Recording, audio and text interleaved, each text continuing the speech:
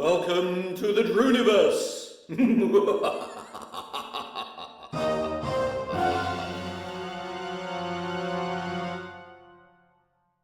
And welcome one all to the officially unofficial Elite Dangerous live stream, brought to you by me, True Wager, and totally not endorsed by Frontier Development whatsoever, probably sensibly on their behalf. Good evening and welcome back. We haven't done a bit of Elite for a while now. Stuff has happened. Things are afoot. Things are at hand as well. But yeah, we'll get to that. In all good time, but first we must do the thing, because the thing is the thing and the thing must be done. So let's everybody's here, it's welcome to Guy Fawkes Night, by the way.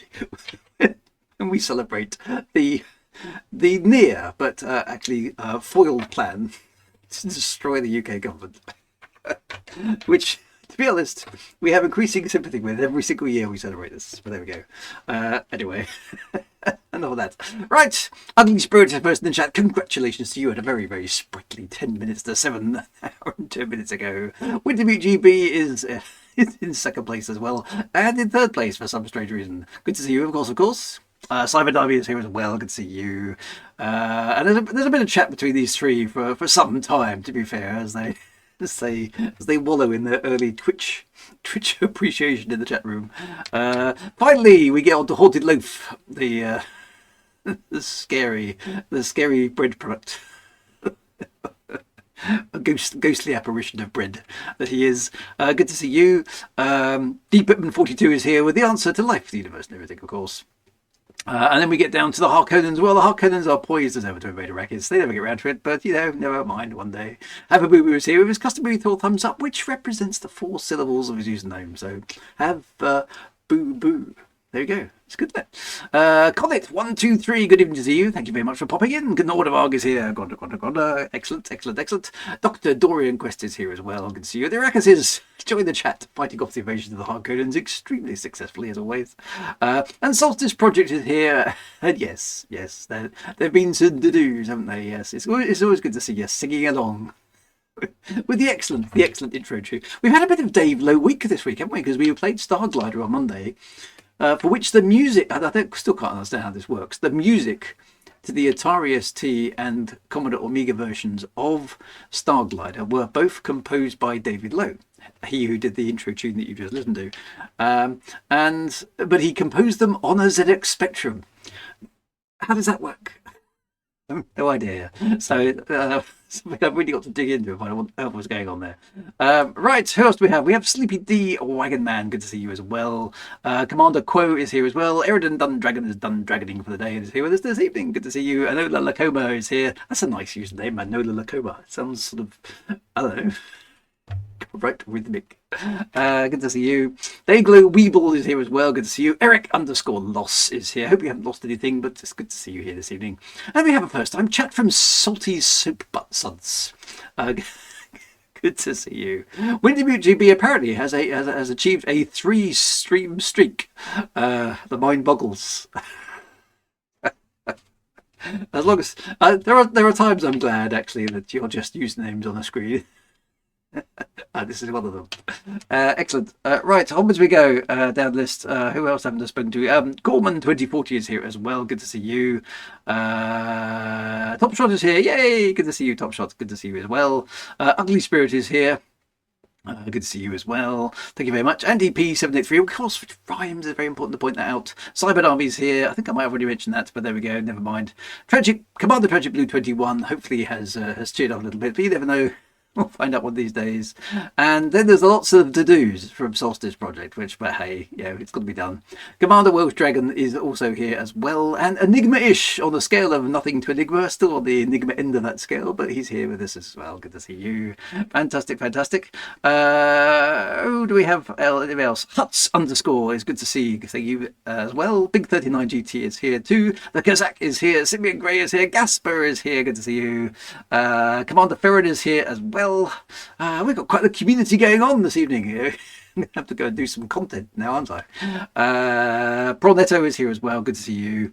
Thank you very much indeed for popping in. Frank Miner 2949 here. I know, composed on the spectrum. It doesn't make any sense, does it? Anola Lacoma. Anola equals alone and Lacoma was a close friend in the past. Well, that's really sad. That's it's a great username though. So anyway, welcome to the stream, Anola Lacoma. Good to see you. The Dominant Hornet is here as well, and Solstice Project is still doing his doo-doos. So we'll let him get on with that, shall we? Right, that's enough of that. It's time. It's time for the waffle. Let's brace once more for impact, my friends. See you on the other side.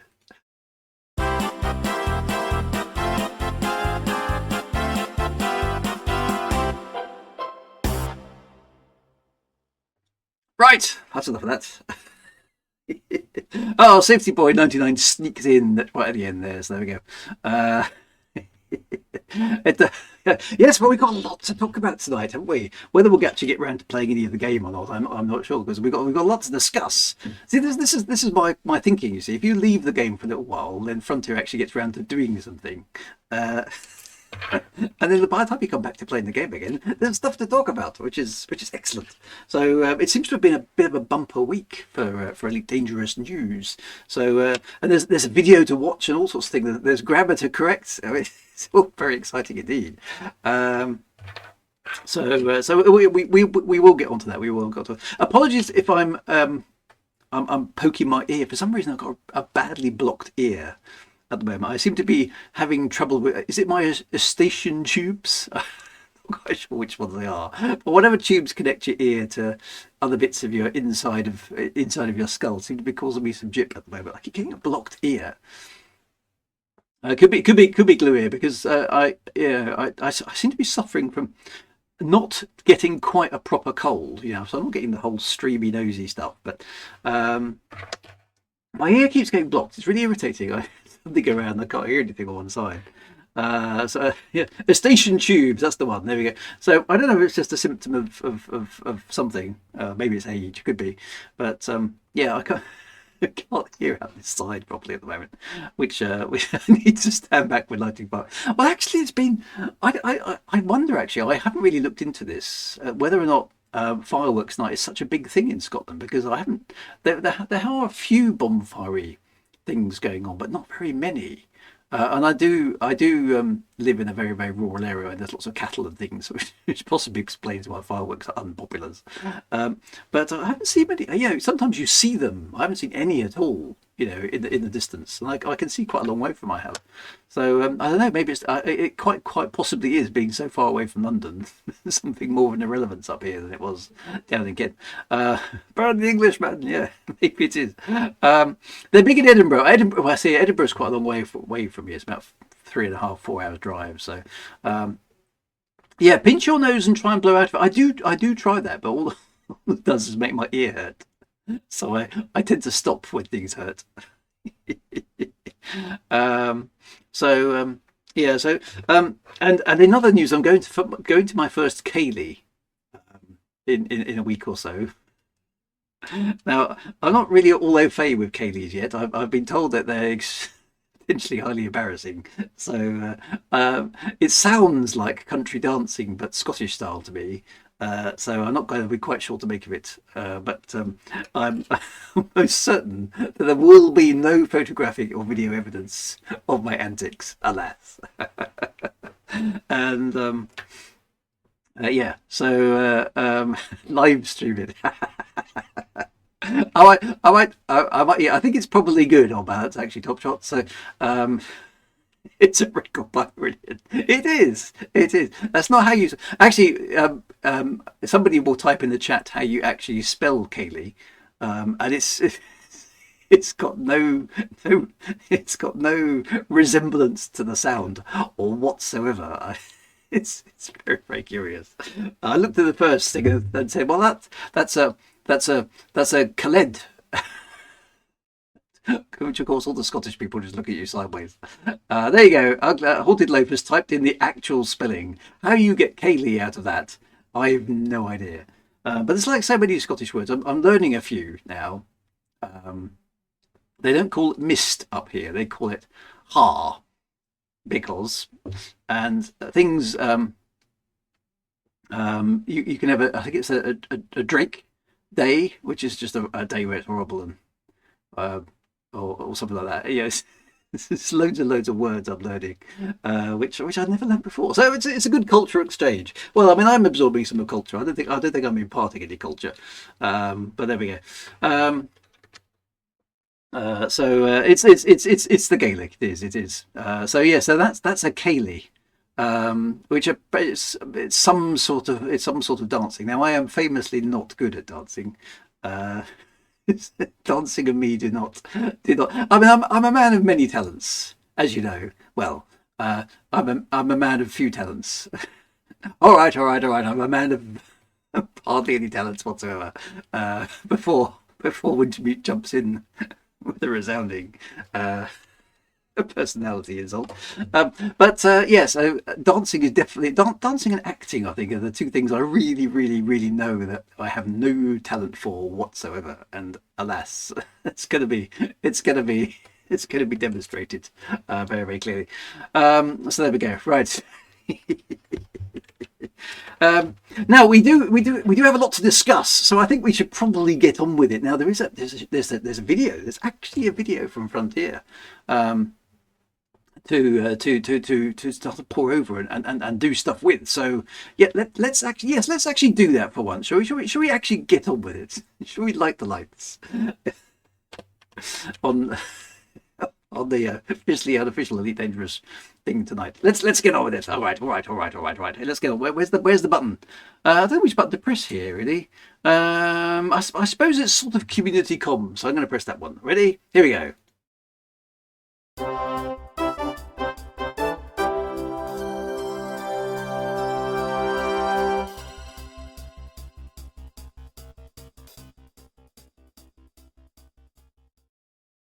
Right, so we have this video, right? Let me zoom it up a bit. So this apparently, when did this come out? This came out yesterday. Now I haven't watched it yet, so because I thought it's fun. It's fun to watch these things live on stream and kind of go, what? Huh? Yeah, ooh, yeah, all that sort of stuff. Emotional react. It's called a react. Apparently, that's the YouTube thing. Drew reacts to stuff. So this came out. Wintermute GB is in there with the facts. Good man. Yesterday at 1800 UTC, which is very precise. So it's we're right on the cusp. Yeah, we're only a day late. We'll see how it goes. So this is a developer log. Have I missed a bunch of other developer logs? Probably. So where's the off switch? It's over there. There's plenty of off switches actually. No bad puns or awkward conversation in this one. Really? Oh, that's a shame. We like that.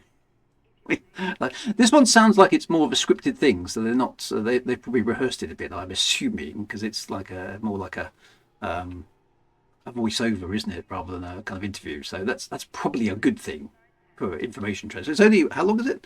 It's only 8 minutes long. So there we go. That's good. You'd think, but no. Okay, now well let's dive in. See what's afoot. Shall we? Let's go. Here we go. Greetings, Commanders. Zach here from Frontier with your latest roundup of Elite Dangerous news. We've got plenty to discuss today, from the recently released Type 11 Prospector to an update on the status of system colonization, including the return of a new but familiar type of station. Ooh, so there's a new but familiar type of station.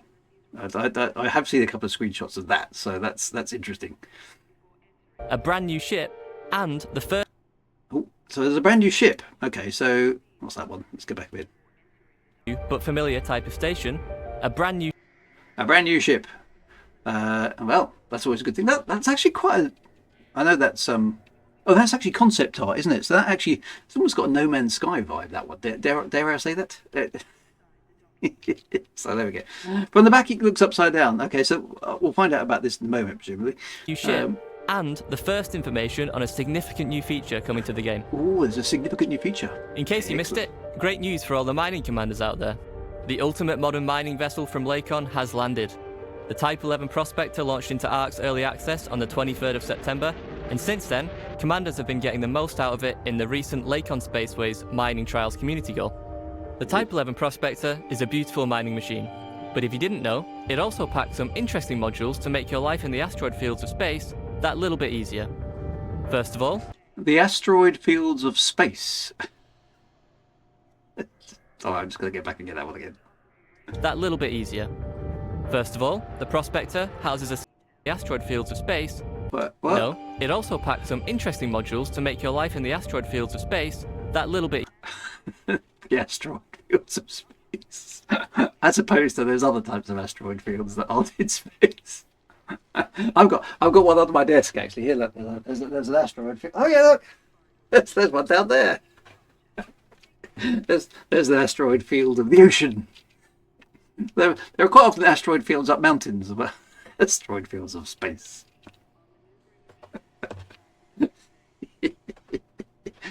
I tell you what that reminds me of. That's like the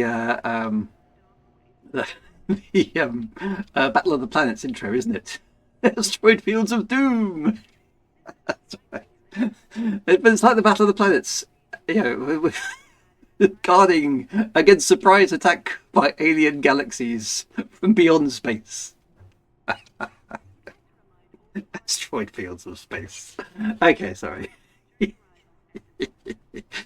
Right. So yeah, they checked it, didn't they? Yeah, obviously. easier. First of all, the Prospector houses a size 5 optional internal slot that allows you to house a brand new Mark II mining limpet controller. This nifty controller allows up to... It's nifty. Now there's a British word that won't make any sense to anybody who's not from these shores. The writers poured minutes, literally minutes. Your local farmer's got an asteroid field, has he? Is AI scripting? Maybe it is. Flocks of wild asteroids. Dear. Seconds. Almost seconds. Lovely stuff. To 14 limpets active at once, and the ability to launch Collector and Prospector limpets. Perhaps the more striking addition is the new Mining Volley Repeater. This new mining What repeater? Volley repeater. tool is only available on the Prospector due to its Mark II large mining tool hardpoint, and it packs a serious punch. This new tool fires specially designed projectiles to maximise the number of fragments extracted from an asteroid, granting a... What's interesting about that? I mean, obviously this is space, right? And it's not realistic. But look at the recoil on that weapon as it's firing, right? higher yield when laser... I mean, it looks cool, I agree. But it's off-axis on the ship. It should be spinning the ship around completely out of control when it fires. I mean, they had that. You remember the what was the American plane with the big gun on the front? The tank buster one, the Bobcat? No, not the Bobcat. What's it called? The A-10. Yeah, that's it. The Warthog. That's it. What do I call it? The Bobcat. No, the Warthog. That plane was so... The gun recoil on it was so powerful. They had instructions that you couldn't fly below a certain speed, because by firing the gun, the recoil would be so bad that it'd stall the aircraft, right? But the important thing about that gun was it was at least on the centre line of the plane. Whereas that is off-axis, so that, which is a crazy thing to do in space. So there we go. It was a serious punch. Instead of a light-hearted punch. Yeah, this one, when it punches this tool one... fires specially designed projectiles it really to means maximise the number of fragments extracted from an asteroid, granting a higher yield when laser mining. Also, whilst laser mining, you'll find the tool has a chance to produce a higher density fragment, like those found via abrasion point mining. What are you waiting for?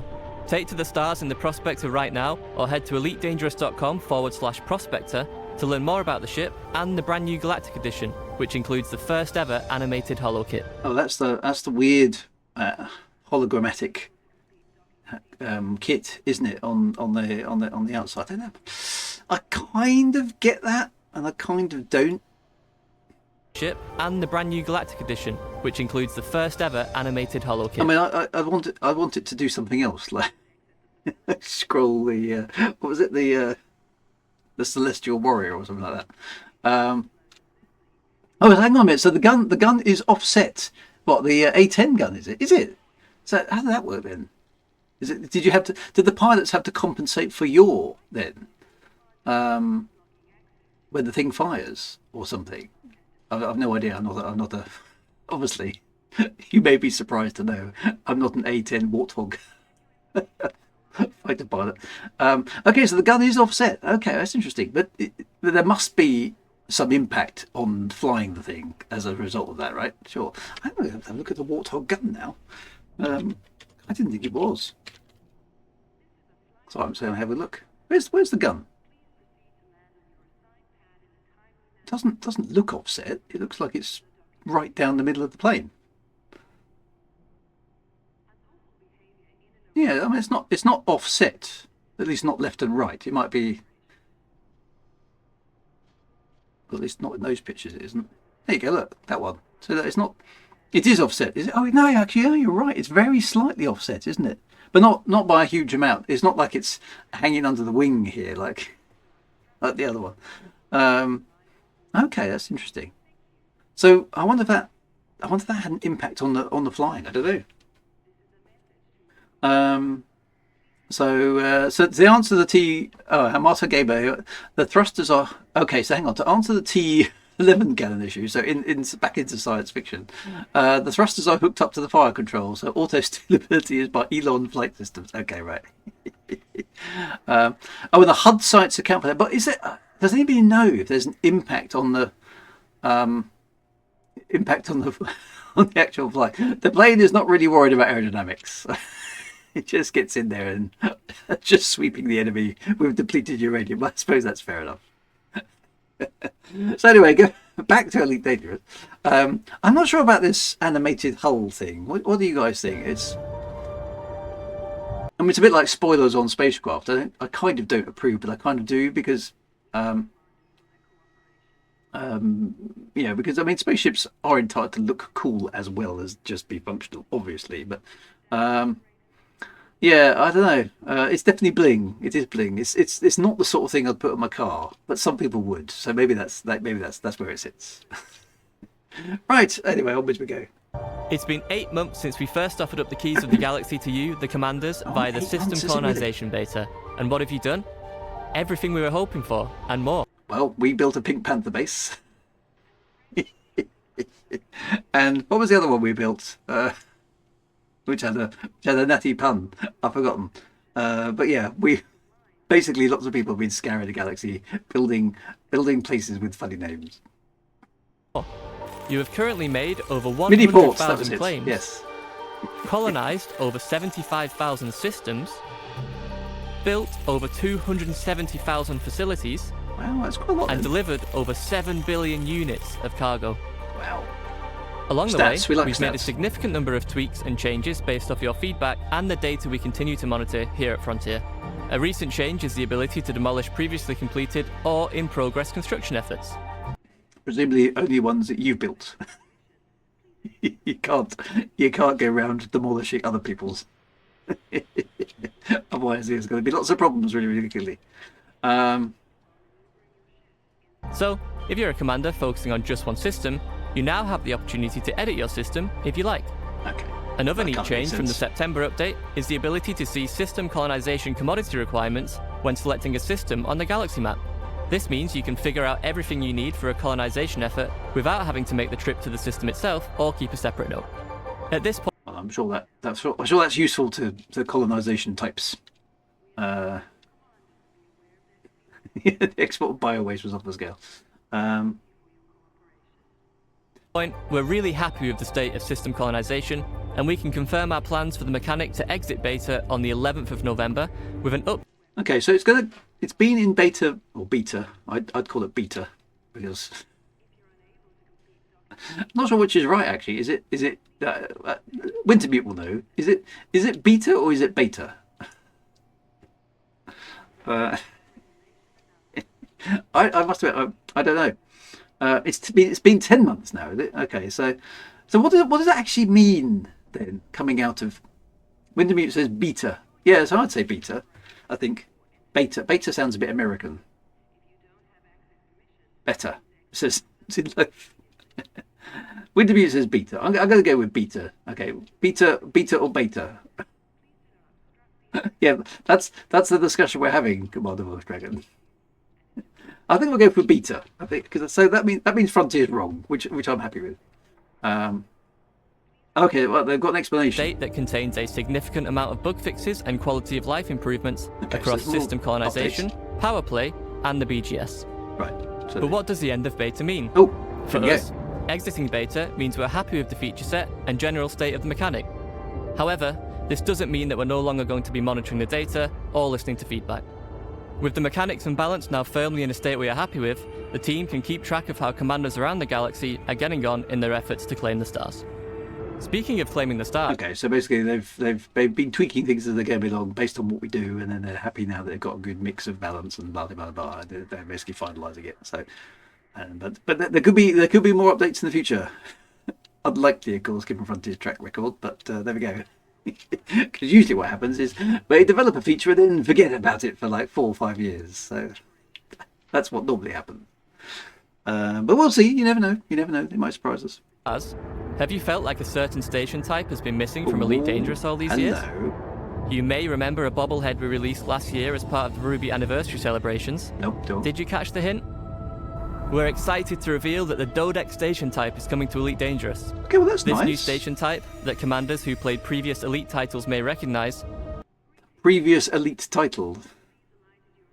Why do they never acknowledge their legacy properly? Played the original Elite, Frontier Elite 2 and Frontier First Encounters. Why can't they say that? Yeah, I don't know, but hey.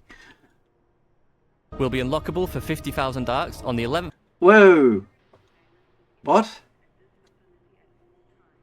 Say that again. They haven't, have they? Dangerous. This new station type, that commanders who played previous Elite titles may recognise, will be unlockable for 50,000 arcs on the 11th of November, alongside the 50,000 arcs. Has anybody got? Where's my online arcs calculator? How much is that? Hang on. Frontier store. How much does some arcs cost? Because I don't know what that means. Buy arcs. Let's just find out.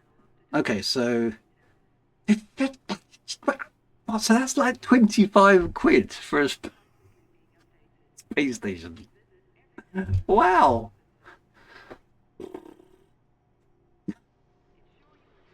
Wowzers.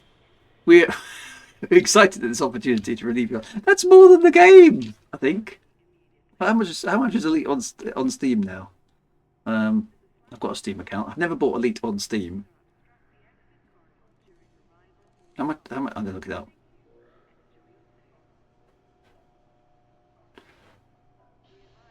I'm just firing Steam up here, so you can't see that. Elite Dangerous. So Elite Dangerous itself is $14.99. Elite Dangerous Odyssey is $9.99 on top of that. So that's a total of, oddly enough, £25. You could have the entire game and a space station. So hang on, does that mean, is that just basically, is that 50,000 arcs and then it's going to be free in a few months or not? Does it say? Hang on, let's check that announcement because that could be a bit cheap. The anniversary celebrations. Did you catch the hint? We're excited to reveal that the Docec station type is coming to Elite Dangerous. This new station type, that commanders who played previous Elite titles may recognise, will be unlockable for 50,000 arcs on the 11th of November, alongside the update to system colonization. Let's dive into the details. Okay, so they're saying it's going to be unlockable in December, was it? But it doesn't say it's like a pre-thing period like the spaceships. The Docec signifies the current pinnacle of station engineering, a Docecahedron-shaped behemoth from Brewer Corp. Sitting at the Tier 3 level, the Docec provides your system with a higher population and standard of living, as well as increased tech level, wealth, and development level compared to its currently available counterparts. Okay, so basically it's a posh space station. It's where the posh people live, all the rich people live. So hang on a minute. All right, I'm missing out on the chat. Sorry, guys. So £25. Yeah, that's a lot of money, right? Okay. Kazak says it's a pretty stiff price, but I'm prepared to pay it. Fair enough. More expensive than a new ship. Yeah, makes sense. On ARG. The Pentagons are the highest currency quanta. Yeah, absolutely. It's a bargain, says Top Shot. It's the new expansion. Is it? So does it? What does it do other than? Does it do something other than mark of prestige? I've got a Dodec space station. Are there going to be any standard ones kicking about?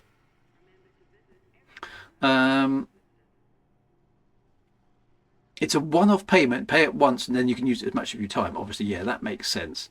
First time chat from Double Dutch 69. But what if you are an original backer? Well, I kind of feel that Frontier has sort of got selective amnesia about original backers. I think they've kind of wormed their way out of the ongoing ever expansion pass. I can't say I ever heard it mentioned for years, so I don't know whether anybody knows. Yeah, the Lep is dead. Yeah, so I don't know. Got to give it to them. They have surprised us. Is it a timed exclusive? Well, that's the question I'm trying to answer, but I haven't got into the stream yet.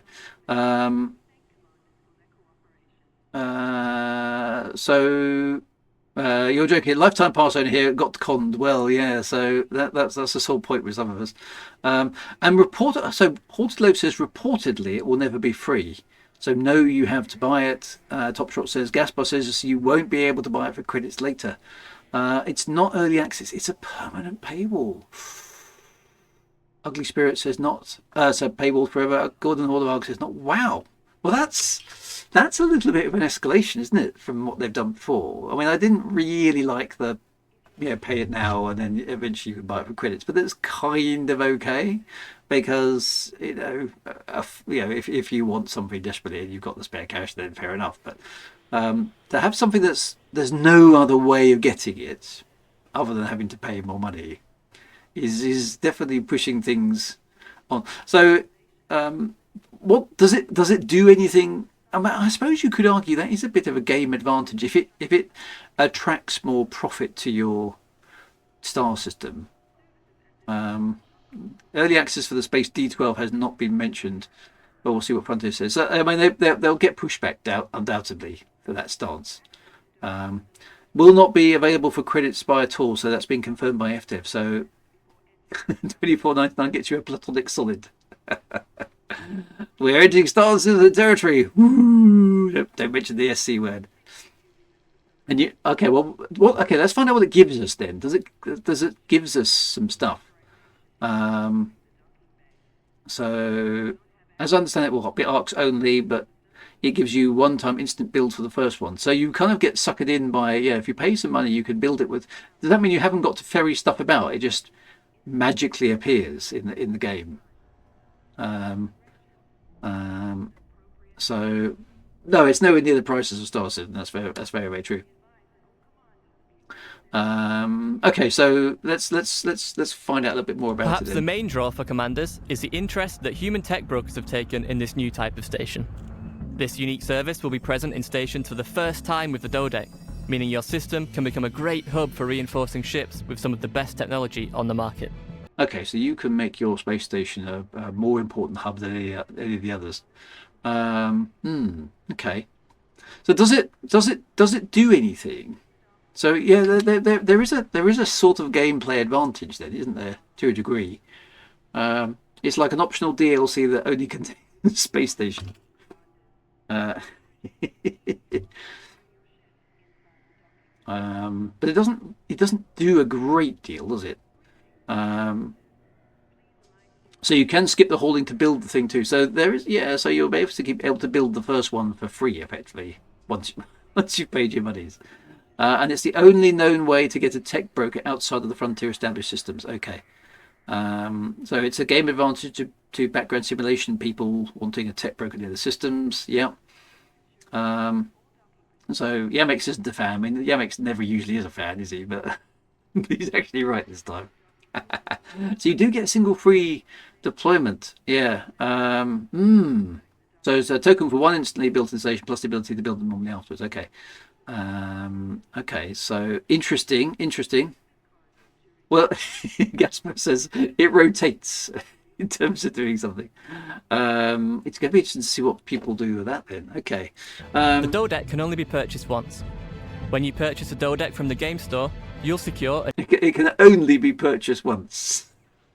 For those mad nutters of you out there who want to purchase lots of them, right?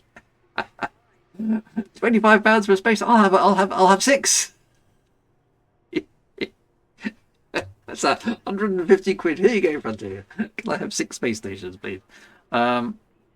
an instant build credit, which can be redeemed at any time to instantly fulfill the commodity requirements of a Dodec station in your system, provided you satisfy. So that is pay to win, right? Because I mean, building a space station is a sizable undertaking, particularly for an individual, right?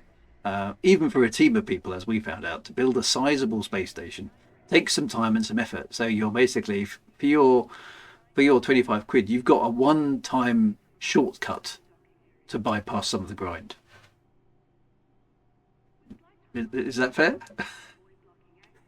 It's a slippery slope, isn't it? It is a slippery slope. By the usual system colonization conditions to place such a starport. Alongside this one instant build credit, you'll also unlock the option to construct a Dodec just like any other facility within system colonization via the usual resources. We can't wait to see this icon. So you can't access this space station in any other way but parting with real cash. Ordered Loaf, if the pay to skip grind is popular, perhaps it will become available for other. I mean, yeah, just can I have some money that just gives me 6 billion credits? Thank you very much. Or all the materials I need for engineering, or stuff, because practically there's no difference there, is it? Because presumably once you've got one of these stations, you're minting money anyway, right? So yeah, it's kind of a DLC, isn't it? But with just a single space station. I suppose you can earn 400 arcs per week. So okay, so how many weeks is that? It's 100. That's more than 100 weeks. It's 125 weeks. How much is 125 weeks? So you could just sit still and play Elite Dangerous every day, and in 2.5 years you'd have saved up. So I don't know. And I suppose pre-engineered chips as well. Yeah, that's a good point. Stake its rightful place in the growing bubble in November.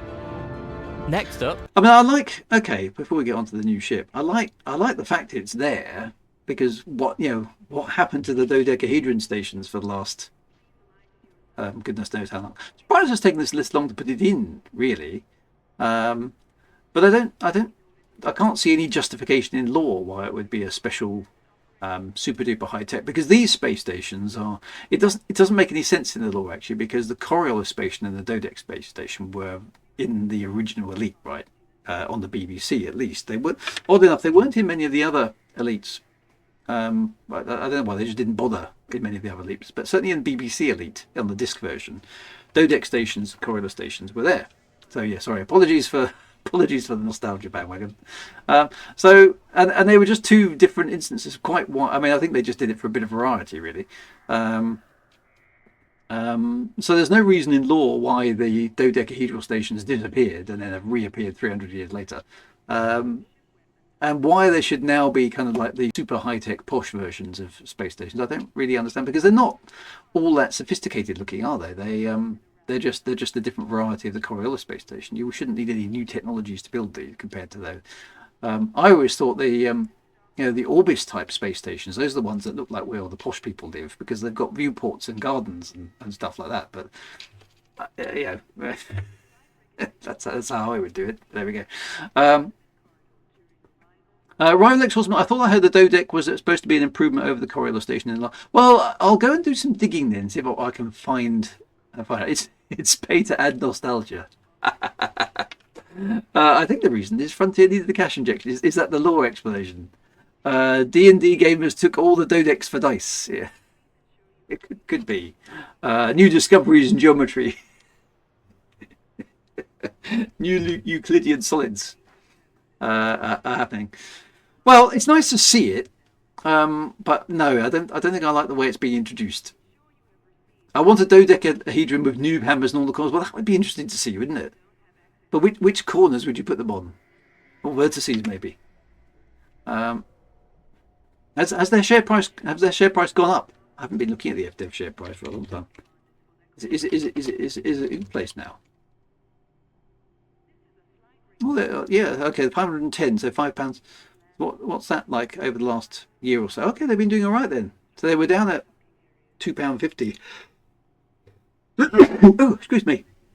Not that long ago, weren't they? And now they're up to sort of £5. So that's not too. I mean, it's nowhere near the giddy heights that they were, but at least that's recovered a bit. So maybe they'll reconsider it. We'll wait and see how much backlash they get from players and see what comes up. Place in the growing bubble. Okay, well, quite controversial stuff then. Next up, shall we talk about a new ship? Yeah, let's talk about a new ship. Okay, so it's a bit boring looking from the back. How big is that? Is that a big ship or a small ship? What's it for? Oh, hello. It's Star Trek Voyager.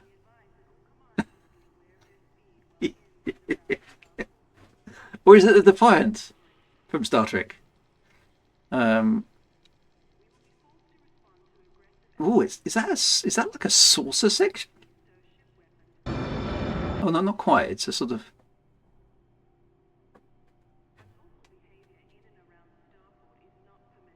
It's very Star Trek, isn't it? I mean, warp nacelle. Yeah, surprised they got away with that one. It is a bit. Make it so. Core mine searching for fuels. Okay, so what's this? Some sort of. Oh, is that a glass? Is that the cockpit at the front there? Let's go back again. Have a look at that as it zooms in. Growing bubble in November. Next up, shall we talk about It looks a a bit new dull ship? from the back, but I like it from the front. I mean, Star Trek-y type ships are actually quite a good idea. Yeah, that's a glass cockpit, isn't it? At the front there. More images to come. Legally, it's distinctly Voyager. Retractable. Is it? Oh, is it? Yeah. So retractable nacelles. That's quite Voyager as well. Or yeah, it's got a touch of the Miranda class, the Reliant from Wrath of Khan about it as well, hasn't it?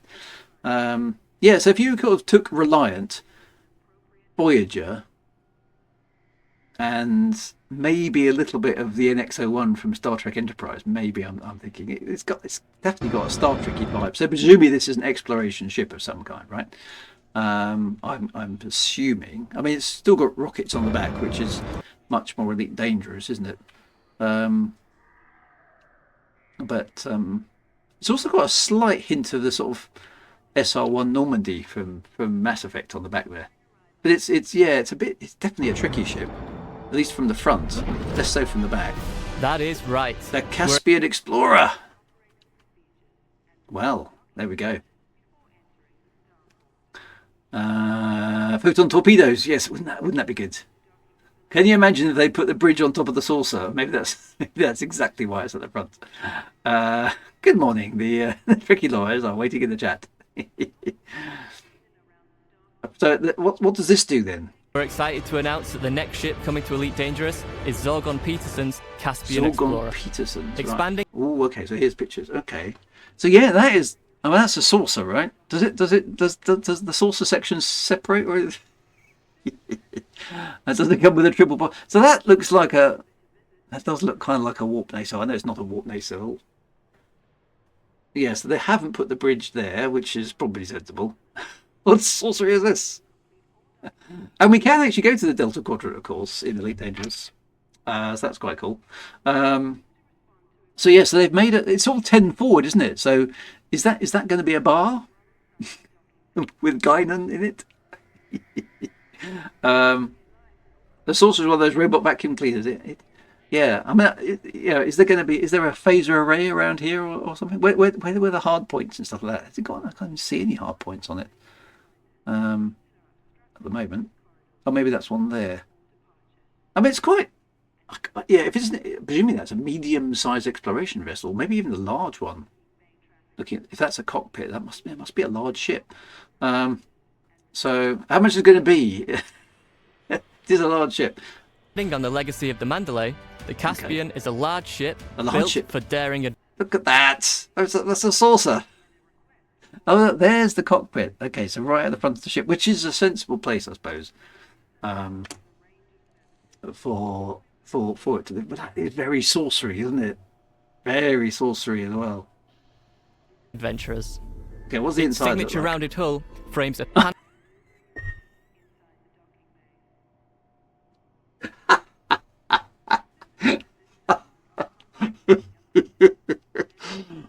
Now,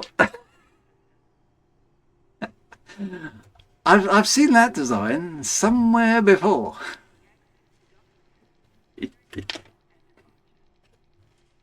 Okay, so a large ship for exploration. Um, yeah. Okay.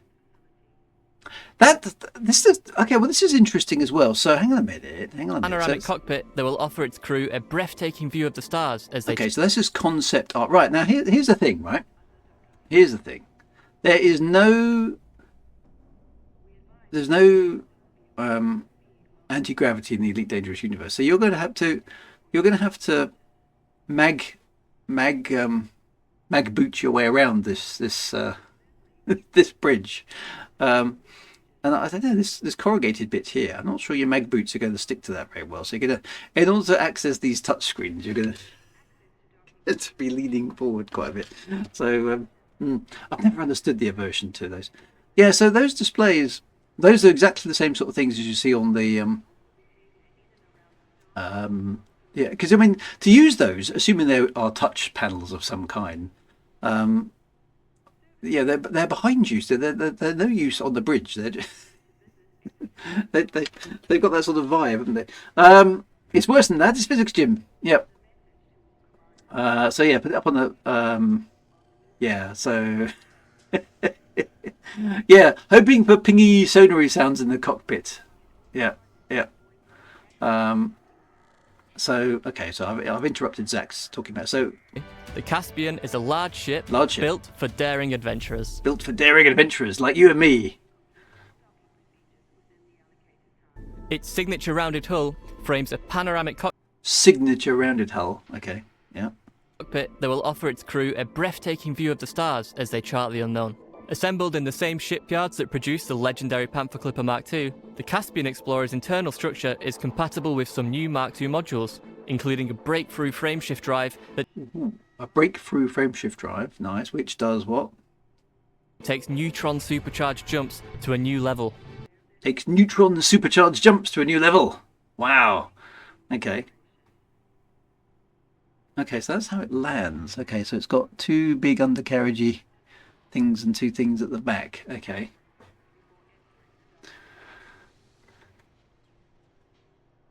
Did the Star Trek media franchise exist in the Elite Dangerous universe? I mean, that's a very good question, Halted Loaf, actually. So is it an in-game homage to a classic sci-fi show of the 21st century? Now that's clever. I like that. I wonder if the doors go shh. I mean, they should, shouldn't they? It's gonna. Okay. So this is built for Gaspar's exactly what I thought. This is built for daring space adventures in the asteroid fields of space. The first time chat from Manco Motico 07 all first time alive. I've got this. Welcome to the fun and games that is the officially unofficial Late Dangerous live stream, my friend. The voiceover fills me with confidence. Possible livery upgrades. Maybe it's going to have a ship kit where you can have bolt-on phaser banks and things like that. Is it carpet or special anti-grav Velcro? Who knows? Is there a fish tank on the bridge? There should. It should be a fish tank. The new drive goes all the way up to warp 12. Yeah, it looks a little bit front heavy, doesn't it? But I suppose it's difficult to tell how much of the ship is hanging over the back of those rear engines as well. Will there be a transporter so you can just beam down? Yeah. So if there is no gravity in the ships, how come our commanders don't get crippled when returned to a spaceship? Well, it's space reasons, my friend. Space reasons. The only reason in law why anti-gravity hasn't been invented, well, there isn't a reason actually. It's a complete nonsense. It doesn't make any sense. But the reason there's no anti-gravity in Elite Dangerous is David Braben doesn't like it. It's just he doesn't like hand wavium physics. Well, he doesn't. to be fair, he doesn't mind hand-waving physics in the realms of hyperdrives and frameshift drives and lasers that you can actually see and all that sort of stuff. But for some bizarre reason, he takes a particular aversion to anti-gravity tech. Because it's a Mark II drive, so it's an improved SCO drive. So that's going to be good. So yeah, Star Trek would be public domain by 33. So now get away with that with some lawyer speak. Yes, we have derived our spaceship design from your fictional things, but our game is set hundreds of years after yours. Because Star Trek's set in the 23rd and 24th century, right? So regardless of where it is, the copyright on your designs has expired by the time our game comes along, so we can pitch them. I'm not sure if that's a defensible position. Any lawyers in the chat caring to comment, please let me know. It's clever. I'm not sure you can get away with it.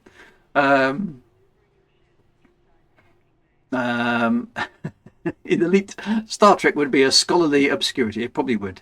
Ah, yes. Well, is there a cetacean observation area? That's quite good. So much waffle that the game logged throughout, or it's just been banned.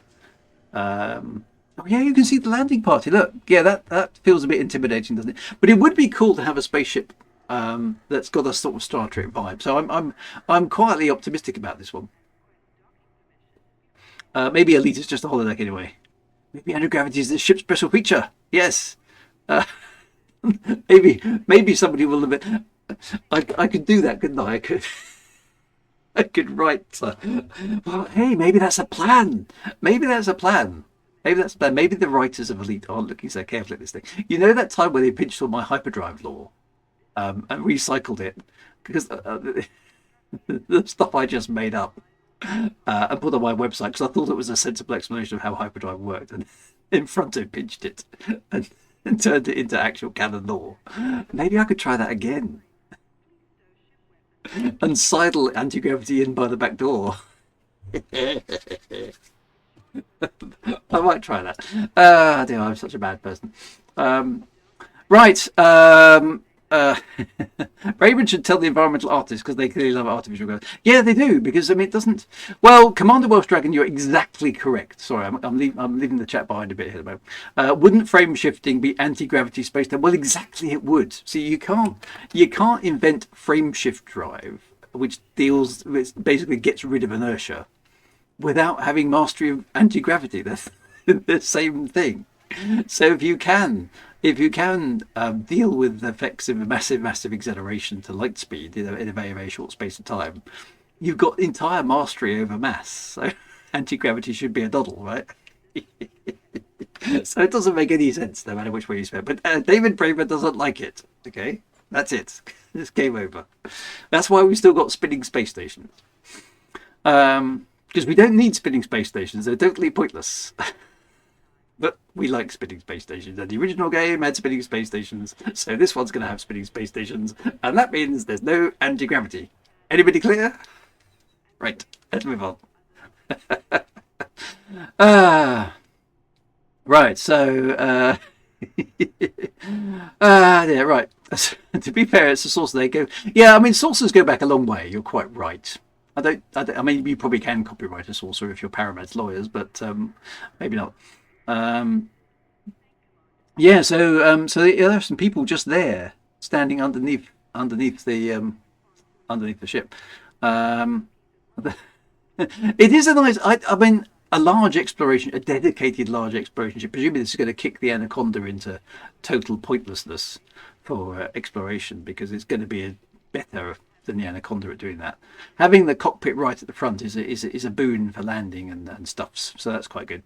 And it's got the undercarriage nicely contained within. I mean, it wouldn't be any good in a strong wind, this ship, but on an airless, voidless planet, it'll be quite good because it should be able to park in relatively confined areas for its size, which is quite good.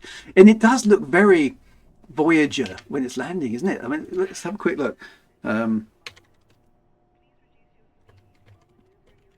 Voyager had those ridiculous little landing struts. Do you remember them? Look at that. Yeah. It just looks stupid. I can't remember which episode that was, but is it gonna load? No. Oh, I don't know. Anyway, there, that image, right? Maybe I can just open the image in the new tab. There we go. Well, it doesn't help, but yeah, you know what I mean, right? So I mean, they've got these have got these tiny little city landing legs, which are ridiculous for the size and weight of the ship. But it's at least I mean, quite often elite undercarriages are a bit underwhelming, but these ones at least look a bit meatier. They're reasonably chunky. So that's quite good. It's been a long road getting from there to here, but my time is finally here. The original series is the original best. Totally agree with you, my friend. Well,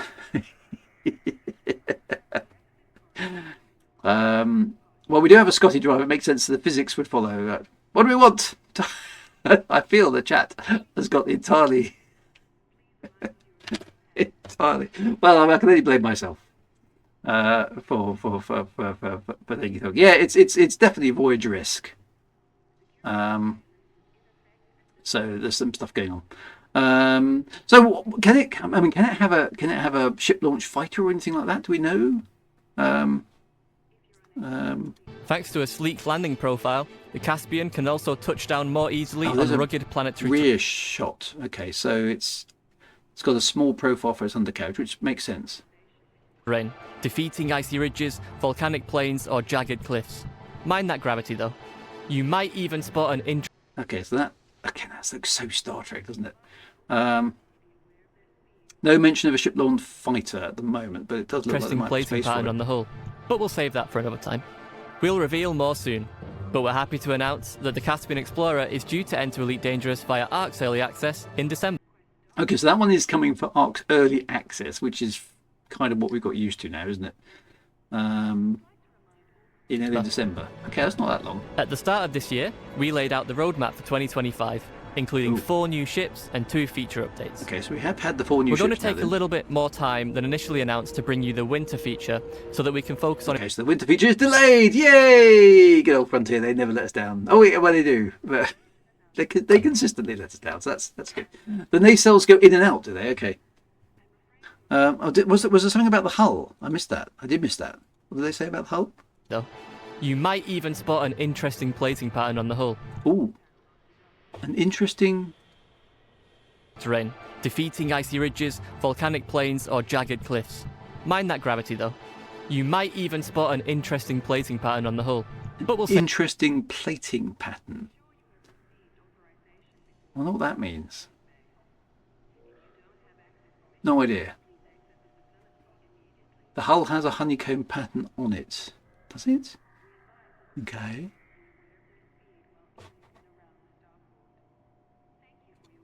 Let's just go back and have a look at it again. cockpit that will offer its crew a breathtaking view of the stars as they chart the unknown. Assembled in the same shipyards that produced the legendary Panther Clipper Mark II, the Caspian Explorer's internal structure is compatible with some new Mark II modules, including a breakthrough frameshift drive that takes neutron supercharged jumps to a new level. Thanks to a sleek landing profile, the Caspian can also touch down more easily on rugged planetary terrain, defeating icy ridges, volcanic plains, or jagged cliffs. Mind that gravity, though. You might even spot an interesting plating pattern on the hull, but we'll save that for another time. No, I'm not sure. Okay, so there's a little secret in there somewhere, but I'm not sure. Do you think it can do thicker atmospheric landing? Some sort of ablative hull stuff or something? We'll reveal more soon, but we're happy to announce that the Caspian Explorer is due to enter Elite Dangerous via ARC's Early Access in December. Wow, okay. At the start of this year, we So, laid out the onwards, there's a roadmap for feature. 2025, including 4 new ships and 2 feature updates. We're going to take a little bit So more this is quite time- good, actually. So actually, I must admit, I've enjoyed these new ships because this one, this Toucan ship, whatever it's called, is kind of the fiery phoenix from Battle of the Planets. So now we've got a Star Trek ship, so that's pretty cool. The Corsair, sorry, yes, the Toucan. So that's the fiery phoenix, and then now we've got Star Trek Voyager. So that's pretty happy. and initially announced to bring you the winter feature So so the that we winter can focus feature. on improvements across power play, system colonization, and the BGS in November. Okay, so they're doing finalization of the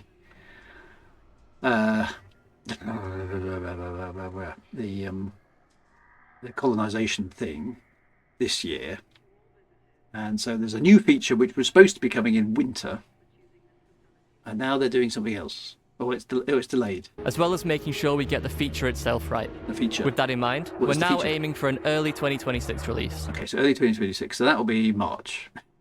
But that doesn't mean we can't talk about it. Ooh, we're actually going to talk about it. Excellent. We're thrilled to announce that the Thrilled to announce. Thrilled, I think, is the word you're looking for, but maybe not. But that doesn't mean we can't talk about it. We're thrilled to announce... No, he's definitely thrilled.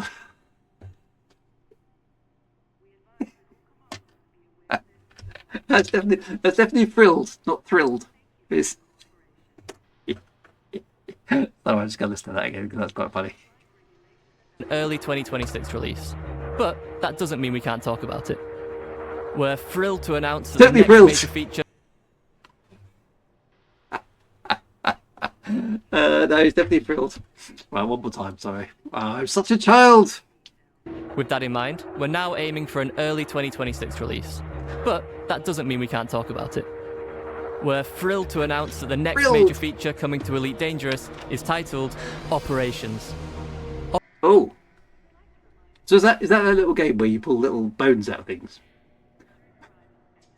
You spacesuit with frills. You can wear frills if you want. You spacesuit with frills.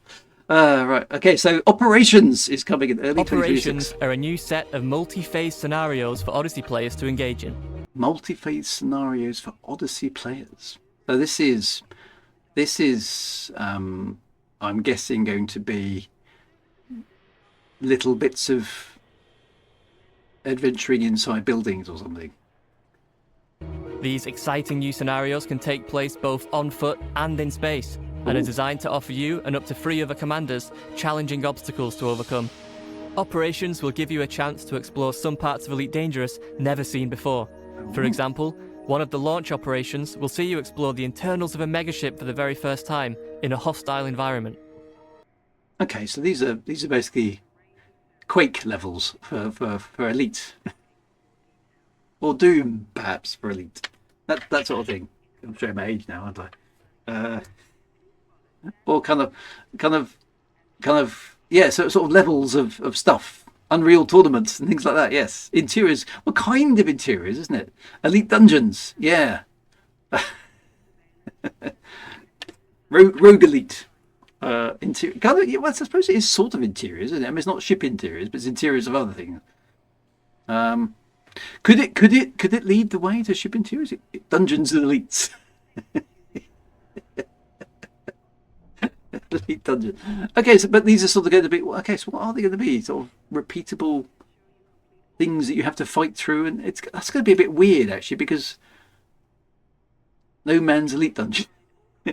So does it sort of respawn and you can repeat a thing every so often? In one scenario, for example, you may... Yeah, so is it going to be Call of Duty in space? That one's going to be? Against NPCs or stuff? Start with high-octane ship versus ship combat. Okay, so ship versus ship... Hang on, say that again. I'm interrupting him as he's speaking. That's not very good, is it? For example, you may start with high-octane ship versus ship combat, and after depleting enemy forces, you and the rest of your team board a megaship to continue the assault on foot.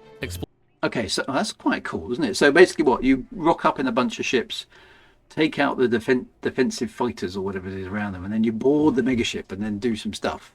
Exploring newly created areas. The initial release will launch with multiple operations, with more being added over time and at varying levels of difficulty. In the long term, you can expect some operations to revolve around combat, some around mining, and more elements of Elite Dangerous as the feature expands. Operations will be repeatable, and completing them will give you access to rewards that are hard to obtain elsewhere in the galaxy. Access to rewards which are hard to obtain elsewhere in the galaxy. So, okay, so just to try and encourage you to play the new feature. So that it's Call of Duty levels in space, kind of. I mean, that sounds like it might be fun to play. Can we high octane? Can we have low octane instead?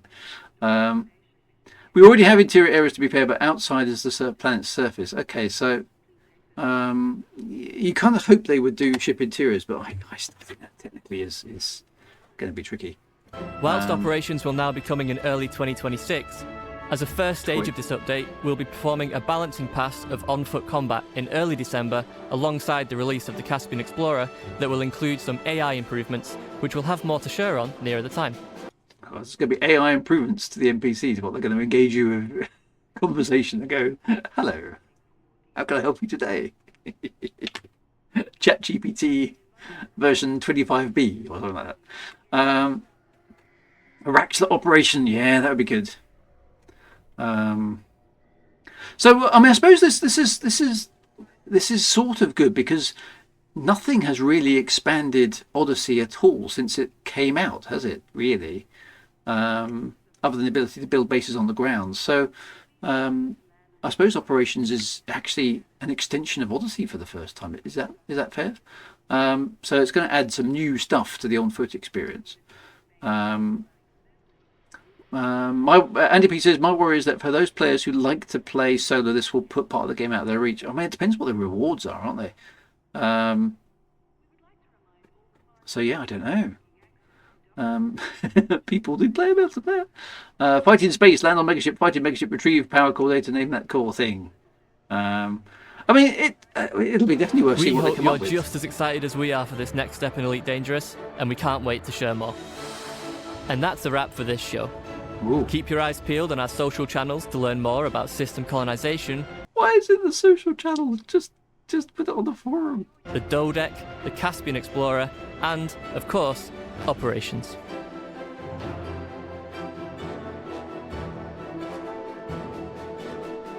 Bum, bum, bum. Well, there we go. Okay, well, I mean, there we are. So, new ships, new stuff. Is Elite going the way of the Docecahedron?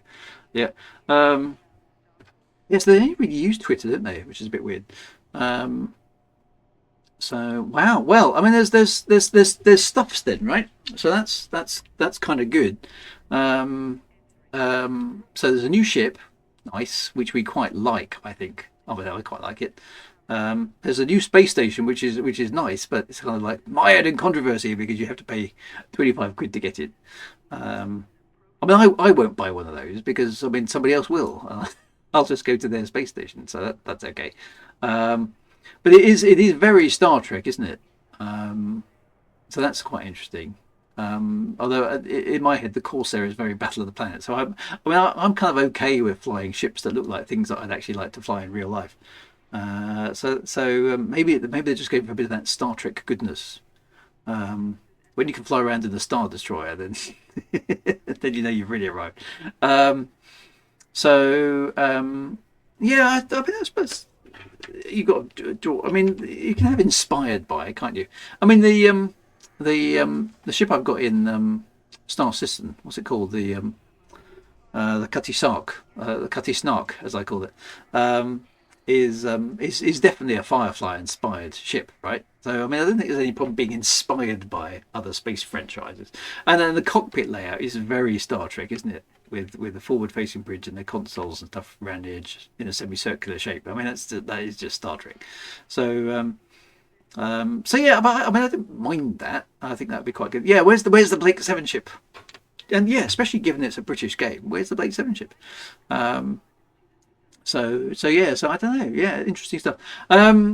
So some people went over to Blue Sky, but all the important stuff is still on Twitter / X. Yeah. The operation stuff. Yeah, I mean, I'm cautiously optimistic because I'm not really a on foot pew pew kind of a person. I like my spaceships, but you know, if I can, yeah, a Rocinante inspired ship. Yes, and where's the TARDIS? For goodness. Not sure David Braben would sign that off. Well, fascinating stuff. Well, I suppose before we jump into the game, has anything weird and wonderful been happening in the world of Galnet? Because I mean, there must be grammar to correct by now, surely. You definitely have trouble landing the DSV2 on the large pad. Yes, that's fair enough. Right, let's go and have a look at Galnet, because we like a bit of Galnet. Right, brace yourselves, my friends, because it's time to do some grammar.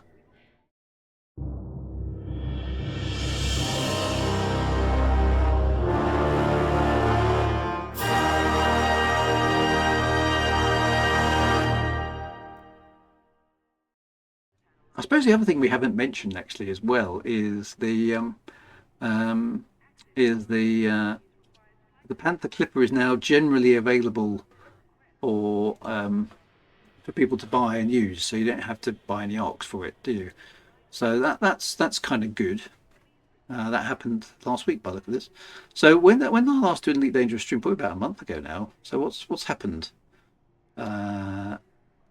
Okay, so this had happened. I think this was the whole HIP 78621 thing. That had happened. Doctor Whom, yeah. Right, so what's happened there? The Type 11 Prospector has been declared a triumph. Excellent. Lakon Spaceways has praised the success of its sponsored mining trials for the Type 11 Prospector. We built a new ship and we're praising it. Says company interested in selling you a new ship. Praising independent pilots who flew them. Oh, you amazing pilots who bought our ship. You're amazing. Yes, that's fair enough. Engineers reported that the data gathered has exceeded expectations. That sounds like a personnel a performance appraisal. You've exceeded expectations this year. Have a pay rise. With the Prospector's custom mining systems maintaining consistent high yield results. A Lakon senior design engineer who oversaw the trial stated, the feedback from pilots has been very positive. The Prospector's unique hardpoint configuration and enhanced limpet systems are proving themselves in real mining conditions. We built this ship to be one of the best surface mining vessels you can buy. And these trials have shown that it is exactly that. Oxford comma. We don't like Oxford commas. Well, I don't. Several pilots involved in the campaign described the vessel as ripping through asteroids with ease. Interesting enough, several pilots said the same thing. Almost as if they were fed the line by Lakon Spaceways, but surely that wouldn't have happened. We all lined up to say what we've been told to say. What are we supposed to say? You're supposed to say it rips through asteroids with ease. Oh, right, okay. It rips through asteroids with ease. Brilliant. Can we quote you on that? Yeah, that's fine. Praising its ability to produce unprecedented fragment yields. Excellent.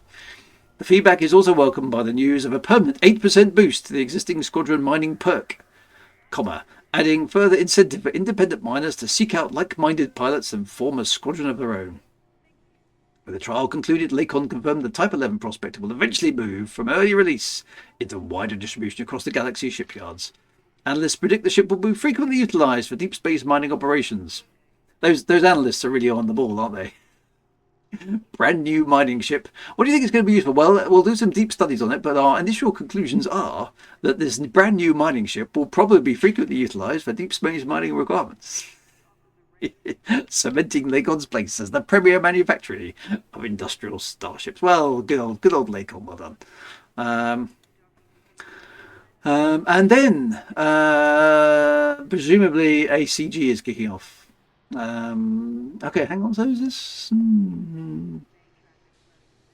Brew Corporation has issued an urgent call for mined and manufactured materials to support the rapid construction of multiple new star points. Okay. Okay. So it's a new CG that happened, and it's over. Excellent. Okay. Right. Megaship's movement spark HIP 87621 speculation. Independent observers have reported unusual activity in systems surrounding HIP 87621. Intensifying rumours of covert operations in the region. It's not very covert if they've been spotted by independent observers, is it?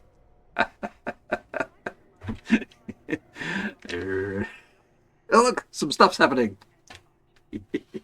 Multiple reports indicate that megaships have been spotted operating near the permanent lock. If you want to do something in a covert way, you don't do it with a megaship, do you? Yes, sneak in. Under cover of daylight. That's what you do. Multiple reports indicate the megaships have been spotted operating near the permit lock system over the past week. Though no power has formally acknowledged involvement, analysts believe this is early mobilization Analysts believe this early mobilization suggests a push for influence around HRP 876-1. Access to the system remains under permit lock. All independent colonization requests for the surrounding area continue to be denied with no reason cited. Conrad Sterling, a political correspondent for Vox Galactica, noted, typically when you see megaships mobilizing on a scale, it usually precedes territorial stakes being claimed. Fairly sensible, yep. None of the powers have formally announced such plans, but parts continue to report receiving private messages from their pledged power representatives indicating each have a vested interest in whatever HIP 876. So it's so stupid about it. If loads and loads and loads of pilots have got private messages, then some of them are going to go to the press, aren't they? And go, I got this message from the Alliance that says do this. I got the message from the Empire saying do this. I got one from the Federation saying do this. It's such a secret, I feel, would leak out pretty darn quick. But no, apparently not. No power has formally acknowledged involvement, despite the fact they're all sending private messages to a huge number of commanders. But there we go. Such is the Elite Dangerous universe. Right. Brewer construction campaign achieves the targets. Okay, so the CG that we missed, or I missed, was extremely successful. Well done, everybody. Excellent. Not going to bother reading that one out. The Panther Clipper enters full production. Yay! Zorgan Peterson has confirmed the Panther Clipper has entered full production, with delivery is now commencing to shipyards across the core systems. Previously available through limited release, or cash, as it's known in the real universe. The Panther Clipper is widely regarded as the largest. It doesn't have to be widely regarded. It either is or it isn't the largest. Most capable civilian freighter in history, and has already become a fixture of the galaxy's expanding trade and colonization efforts. Excellent. As Zorgan Peterson's spokesperson remarks, the Panther Clipper represents the pinnacle of large-scale transport engineering, meeting the demanding standards of long-range haulers, corporate logistics, and colonization. The vessel's hallmark feature remains its immense cargo capacity, exceeding 1,200 tons when fully optimized, along with compatibility with the advanced Mark II cargo rack system. It's amazing we've already got to Mark II, right?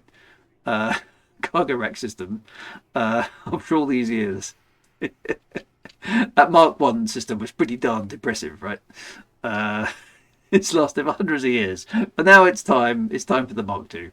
We're delighted to make the Panther Clipper available to all. The Panther Clipper is now available for purchase at shipyards throughout the core systems. Excellent. And November the 4th, the Trailblazer fleet be withdrawn. So Brewer Corporation has announced plans to reassign its Trailblazer megaship fleet, citing the self-sufficiency of newly established colonies. Okay, so those are those ships that were out there. The Trailblazer vessels were deployed to provide logistical support and essential resources to independent colonization initiatives at the edge of inhabited space. Their presence has been credited with accelerating the construction of ports and surface settlements throughout the past year. Mark Rennick, we have heard of him before, Chief Operating Officer for Brewer Corporation, issued a statement of commendation. What began as an ambitious expansion effort has grown into a thriving network of independent colonies. The success of these initiatives proves that humanity's frontier is now strong enough to stand on its own. Interesting mixed metaphor there. I'm not sure humanity's frontier would stand up at all. Yeah, okay. With these colonies self-sustaining and prospering, the Trailblazer fleet's mission is complete. Markets will close initially as we funnel Brewer Corporation stocks that have supplied them into other projects. The ships will then jump to new locations at a later date. And withdrawal operations will begin on Tuesday, the 11th of November. Wow. So there we go. Well, that's the world of Galnet. So I suppose I should go and have a poke around. How much does a Panther Clipper cost? I don't really want a Panther Clipper, to be honest. I have absolutely no use for it, but I wouldn't mind going around and just having a poke at one. So 301 million credits. I've only got 469, so it seems a bit pointless. I think I'll save my money for a Voyager. I mean a Caspian. But yeah, let's go and see. I do have enough. Okay, so let's go and have a look. Hang on, I need to go and press it. Hang on, we got to play the game. We got to play the game. Here we go. Ready? Where's the play the game button? Oh, I've got a dog. Hello. Hang on, dog has arrived. Are you going to say hello? You're going to say hello to the camera. Are you? Come on in. Let me put my earphones down. Are you coming up here? Come and say hello to the people. They like you. They do. They haven't seen you for ages. I know you're tired, but you're going to come up on the lap. You can't be bothered. Come on. Come on. I'll pick you up. Hang on. Oh, come on, everyone. Oh, you're so big now. Space Doggers. Space Doggers has arrived. Hang on, put your flashy collar on. There you go. There you go. Shields up. Hang on, there's a flashy mode. Is that the flashy mode? Is that just that's just the colour mode? Ah, there we go. Right, there's a sort of transmogrifying space dog because you keep blurring it out. You do, you're beautiful. Yeah. So there we go. See, look, space dog. Space dog. She is big now. She's almost fully grown. We think, well, you are tired, aren't you? Oh, she says, oh, I'm tired. Then can I go down again? Headless dog. There you are. You're beautiful, beautiful hound. Don't press the boost button. That's what you did last time. My girl's into all sorts of trouble. Let me turn that off. There you go. You're being a good dog. You can stay up if you want. You'll fall asleep and start snoring. Yes, you will. Yeah. Right. Back to the game. Tasty sausages. Oh, she's a good doggess. Right. Let me press the button. The playthrough. Here we go.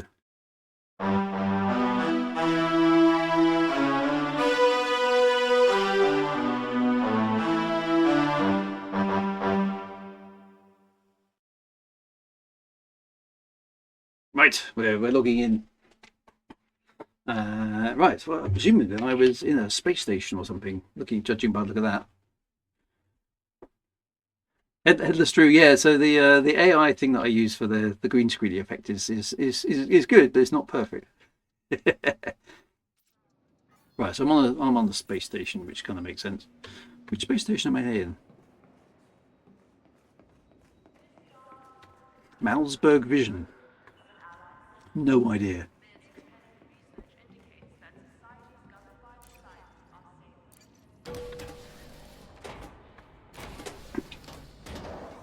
Let's go to my. What have I got here? T10? T8? I can't remember. I call this my Vogon spaceship. How much is that spaceship in the window? The one with the waggly tail. That's a good question. I can't. What were we doing with this? Did we go mining in this? Was that what we did? I think it was mining, wasn't it? Does it come with poetry? Yeah. All right. I can't remember. Let's have a quick look at the spec. Have I finished sorting this ship out? It's been too long since I played League. Let's have a look under outfitting. Oh yeah, we've got mining lasers and all sorts on here. We actually had done a bit of mining, I think. Utility mounts were point defense. Core internals, it had a power distributor. Doesn't have any refineries or stuff, had it? Although there's the optional internals, so Olympic controllers, planetary suites. Oh, it did have a refinery. There we go. Okay, yes, it was a half reasonable mining vessel, I think. Do I have to collect some CG rewards? Are they? Is that in here?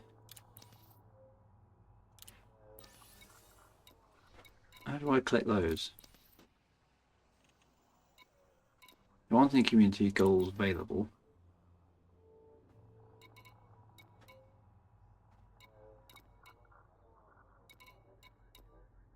I might already have them. Okay, I've got no idea. Oh, they go automatically after a week. Oh well. I think I got them because that credit balance seems a lot higher than I remember, which is good. Right, so if I want to plant the clipper, presumably I have to. Oh, I've got lots of a pending red request. There we go.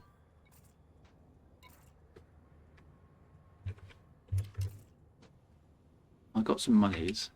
Oh, Lakon Spaceways Mining Trials Reward. Is that? Thank you for your contributions. I don't think I did any contributions to that. I got some money. Oh, there you go. I'm getting about £1 million from £4 million credits from there. Another sign I'm not playing it enough. Yes, I know. Too much time, not enough time. No, too many games, not enough time. Right. I don't suppose they sell the Panther Clipper here, do they? Because that would save me going anywhere.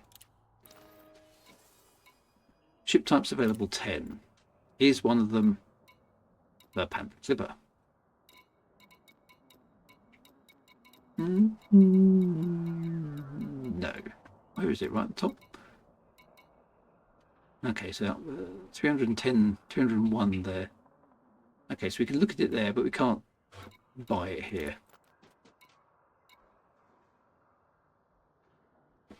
So, hello, I've got called my Cobra Mark V the Ember. Oh, isn't that sweet? Right, so I've actually got quite a lot of ships now. So DW005 is the maple syrup, my Type 8. I've got my classic original Robert Holdstock there. I've got the Ember, which is my Cobra Mark V, which is a new ship. I've got the Du Maurier, which is the Mandalay. I've got the Carl Sagan, which is my current exploration ship. Slavish Reclamation, which is my fighter ship. My Fiery Phoenix, which I haven't done anything with yet. And my old Imperial Cutter, which I haven't used for a while either. So yeah, so that one is that's my first ship I ever had, my Cobra Mark III. I got that from the Kickstarter, which was quite sneaky, but yeah. Right, cool. So yeah, let's go to Shindes then. How much do you think this course this voyage this Caspian is going to be?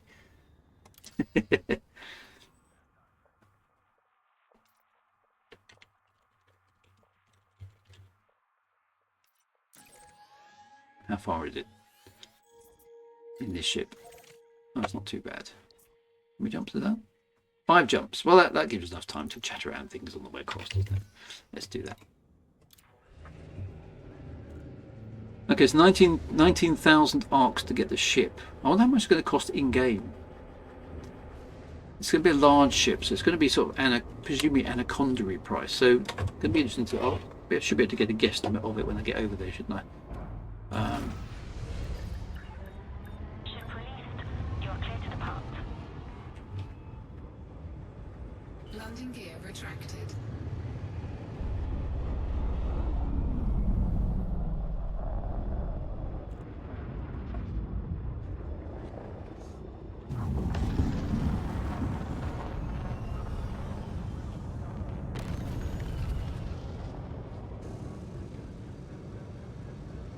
$70,000 arcs if on to Captain Janeway. Frameshift drive charging.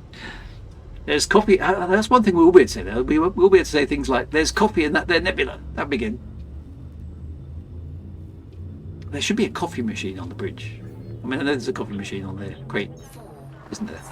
Crate Mark II, but there's the sky. Hello, Luna. Good to see you. Thank you for popping in. We've been taking the mickey. I mean, we've been rigorously reviewing the frontier footage from their announcement thingamajig.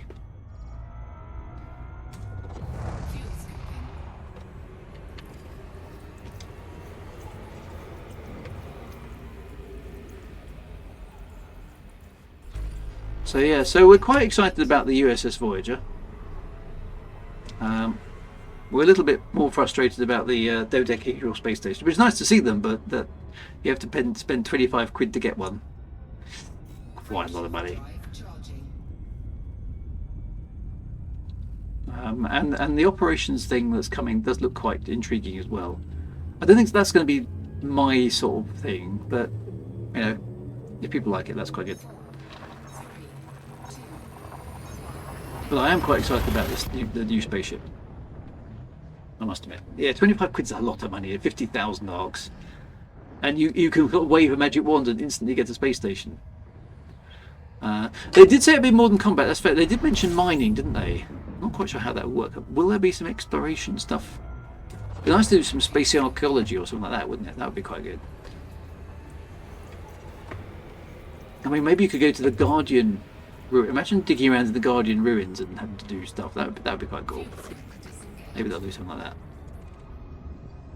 Frameshift Ah, caves on planets would be good. I don't think their engine allows it, though, does it? It's got no ability to do overhanging cliffs.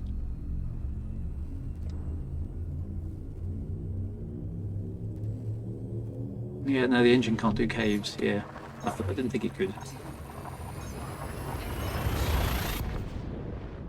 The irony that David Braben said, the last thing we want is just to put a height map on the planet and put a texture over it.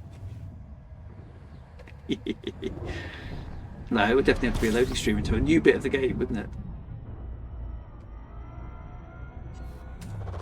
fuel scooping.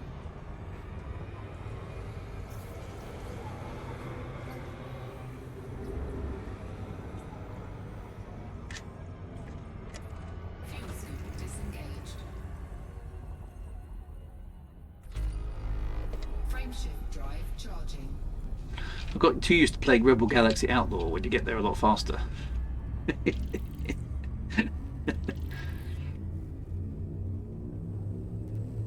Ah, Starfield is still on my list of things to try. I haven't tried Starfield yet. I did get very sucked into making my own spaceship inside No Man's Sky, though. That was very, very cool. Yeah, I missed the police sirens as well. They were excellent.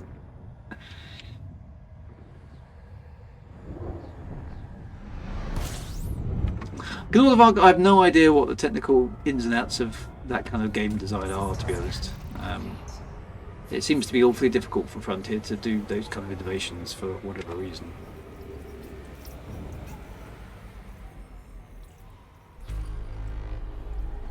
Starfield is a good game, but it's not really a spaceship game. Spaceships is where it's at. When are we getting Starfield, Drew? When I have some time. Dear.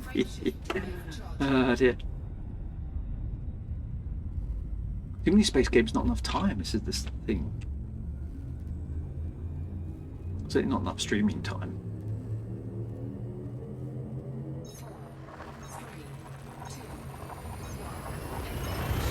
Top Shot saying anyone coming from Star Citizen thinks it's a bargain. Just £25. Anyone from Elite finds it very, very expensive. I think that's just because that's what we've got used to over the years, isn't it?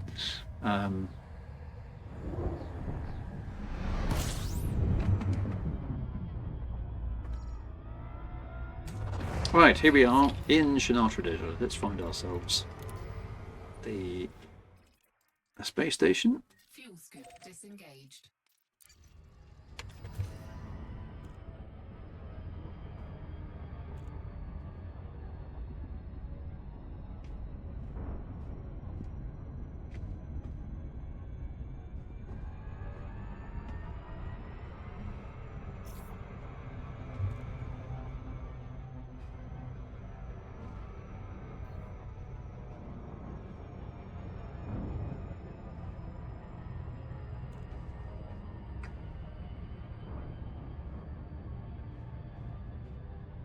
Starborn 2, yes. Well, we didn't get all the way through Starborn 1, did we? But yeah, so actually Felix Lester, that's a good point. The old Thargoid spires and there was that Thargoid underground passagey thing for a bit, wasn't there? So there is an ability to put certain amounts of tunnely stuff into the game, but presumably they have to be specifically layered into the planet somehow. They can't procedurally generate them like they can the rest of the surface. So it's going to be incredibly costly in terms of manpower to generate underground stuff. I haven't been back to those on foot actually, because we drove around them in the SRV, didn't we, when we were activating that Thargoidy map thing, which didn't really tell us anything either, just looked cool. Yeah, one of those might be quite interesting to revisit on foot actually.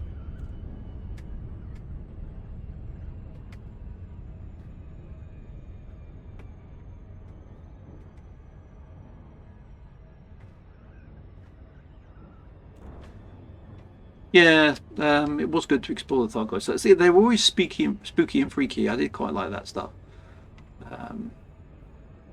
But I get the impression there was a lot of hard work to code and implement for the amount of time players can actually spend doing stuff. I don't know, maybe that's not right, but yeah, and they did mention operation missions for mining. So you know, it's not just combat. Will it be mining the insides of asteroids, or mining underground, or? Because there isn't any mining on planet surfaces at the moment, is there?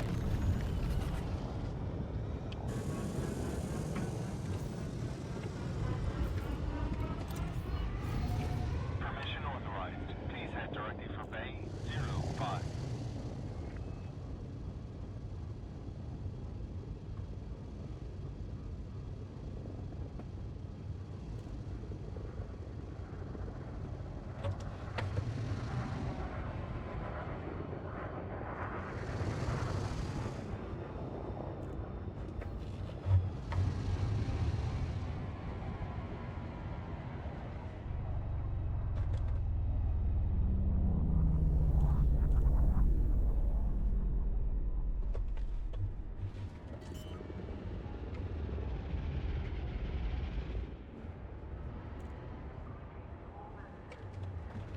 Landing gear deployed.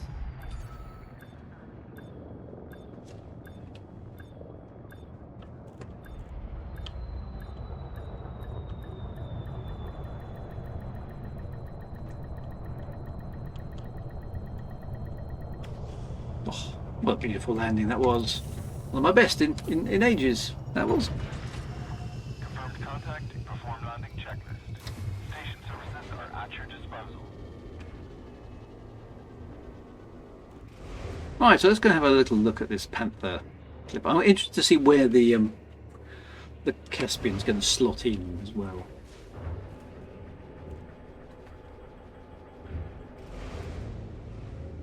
We'll have a look at the starport observatory here. I don't know if I want to buy one because I just don't think I've got a use for it. I know there's that kind of all the ships, but yeah, let's go through the ships actually because it's interesting to see. Oh, there's 40 ships now in Elite Dangerous. That's not a bad number, is it? Because not that long ago that was, you know, it was in the 20s. So that is good. So we start off with the old Sidewinder. I think the costs here are quite funny, aren't they? 28,000 credits. Then there's the Eagle. Then there's the Hawk. So there's been nothing's really changed down at the bottom end, I suppose, for quite a long time. Because I mean, who needs another small ship, right? Then you got the Hauler, which is your kind of entry level trader, isn't it? Then there's the Adder. Then there's the Imperial. The Imperial Eagle is nice looking. No, I don't want to. Ship purchase unavailable. Why would it be unavailable? Oh, I've got cargo aboard. What have I got on board? Hang on, I presume I've got a bunch of limpets on board, have I? I suppose I should repair everything. Is it limpets?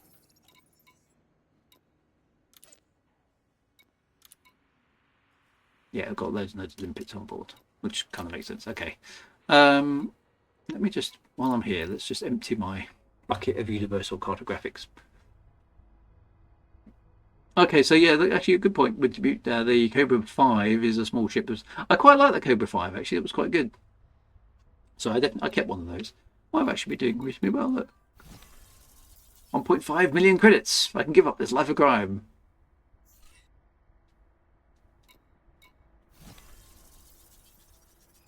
Yeah, so I must admit the Cobra 5 is quite nice.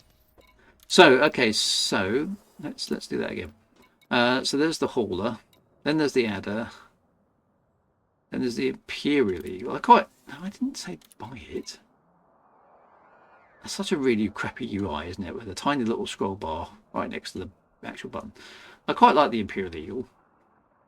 Then there's a Viper Mark 3. Then the Cobra Mark 3. Then the Viper Mark 4. Then there's the Diamondback Scout. The old Lakon, Type 6. And there's the Dolphin. So we're still small at this point. Yep. Diamondback Explorer. That's a great ship. I quite like my Diamondback Explorer that I had. Then there's the Cobra 5, which is still small. Latest model of an iconic ship design. Vulcan de Lacy represents the Cobra Mark 5 as an improvement upon prior iterations in almost every way. which is good. Then there's the Imperial Courier, which is small. That's quite a nice little ship. It's not the Imperial Courier, of course, but there we go. Right, the keelback. So the keelback is the first medium pad ship that's now in the list. Then there's the Asp Scout, which I'd never seen the point of having an Asp Scout, but there we are. Vulture is a ship I've never used. Don't like it, because so I put it as the baddie in my book. Then there's the Asp Explorer, which was the best exploration ship for quite a long time. Then they had a Federal dropship came along. I've never really bothered with these. I just shoot them. Then there's the Type 7 transporter, which is just a bigger box. That's an ugly ship, isn't it? Then there's a Mandalay. Now the Mandalay's nice. That's one of the new ones. Okay, I like this one. This is a good exploration ship. So that's medium as well. Then there's the Alliance Chieftain. Presumably named after the tank. You can't spin these around by using the mouse, actually, isn't it? So you can get a view of it from different sides. Then there's the Imperial Clipper, and that was always my favourite ship from for a long, long time. Then there's the Crusader. These all look the same to me. These ones. They're very little difference visually. Just the engines are slightly different places. Great Phantom, great ship. That was the sort of, again, that was the premier exploration vessel until the Mandalay came along. Type 8 transport, that's the one I've got now, isn't it? That one is quite a good looking freighter type thing, I think. Then there's a Great Mark II. So we're still medium here, aren't we? That one is very Millennium Falcon-y, I think. The 3 Alliance ships are definitely named after tanks. Okay. Then there's the Orca. I've never bothered with those passenger ships. Third Lance, I like it because it's from the original game. So that's quite nice. Doesn't have a centralized seating position though. I think that's one of the reasons I couldn't get on with it. I've never tried a Mamba. I definitely haven't tried Mamba number 5 either. So I'm not sure if that one is number 5 or not, but I've never tried that one. That looks like fun, but again, I haven't really got a use for it. Used to have a Python, good multi-use ship, but it's not as good as the Python Mark II. And the Python Mark II looks cooler, so the Python is kind of entirely pointless now. I like the Mark II. It looks more like a spaceship as well than the Python. Type 9 Heavy. Now we're into large, aren't we? So, okay, Type 9 Heavy is large. That's just a big box. Corsair is medium, interesting enough, but they're just doing it in ascending price range now, aren't they? So yeah, so I like this one. It's a bit ungainly, but I like the Battle of the Planets vibe, so that's quite good.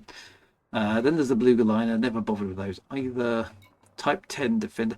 Right, so now we're into proper large size ship classes, aren't we? So we're sort of, the Type 9 Heavy is actually the cheapest large ship you can buy.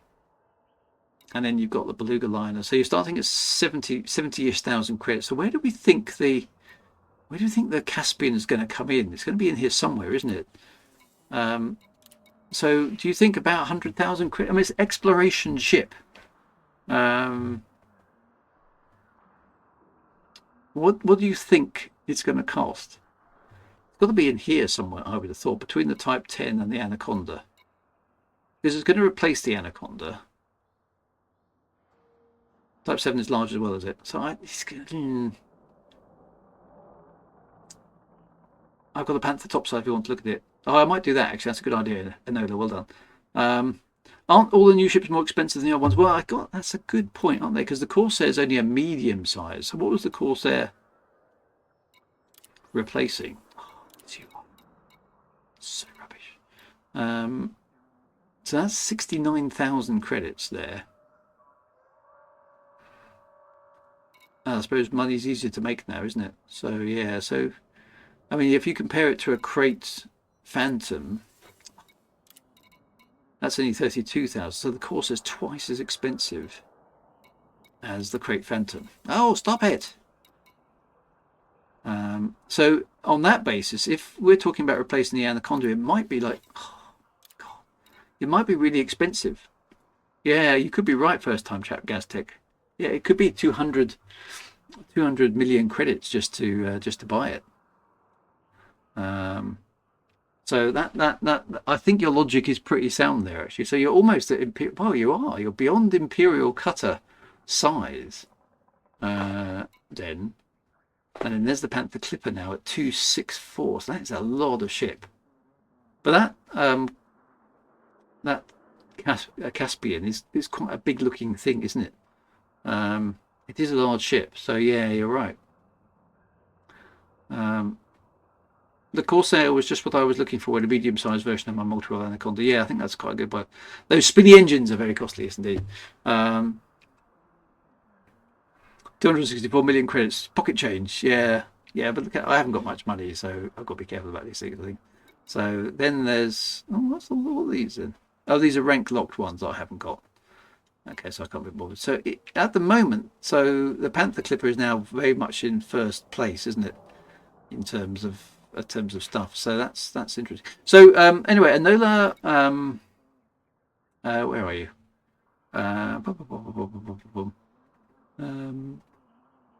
Enola Lacoma has got one. I'm not going to buy one because I haven't got use for one. But if you've got one up there, that would be good to have a look at. So let's. Is it outside the space station? That would be really cool just to have a look.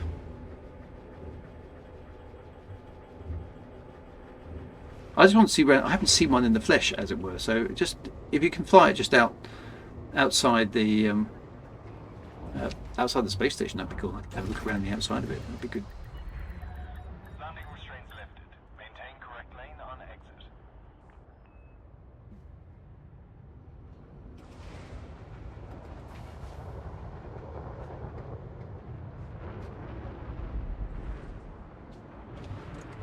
Landing gear retracted.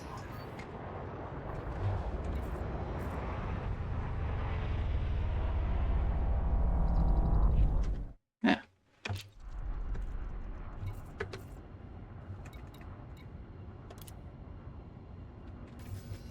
There you go. Now we're going to have to jump in and jump out to get into the same instance, or are we actually? Oh no, there we are. You're behind me. That's good.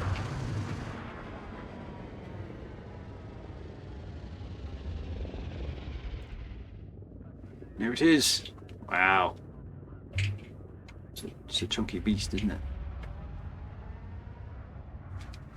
Okay, so the Wintermute says the Panther Clipper is a nice ship to fly even before it's engineered.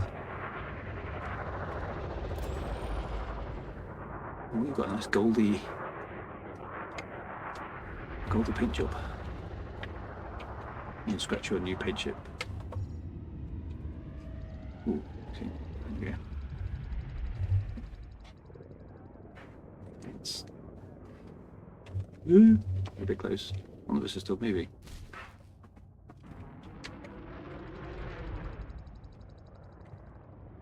There we go. Look at that.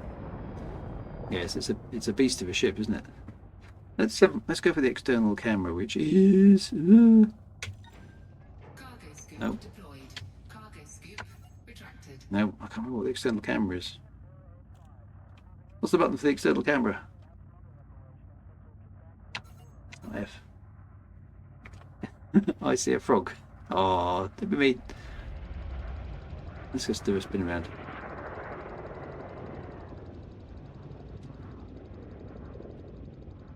It's a beast, isn't it? Look at the size of it.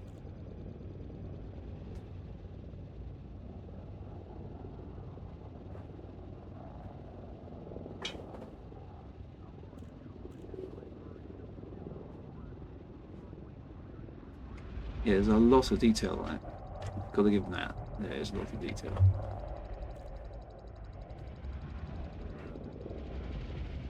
Yeah. It's huge, isn't it? I mean, that's a big beast. Let's have a look if I can get close to your cockpit.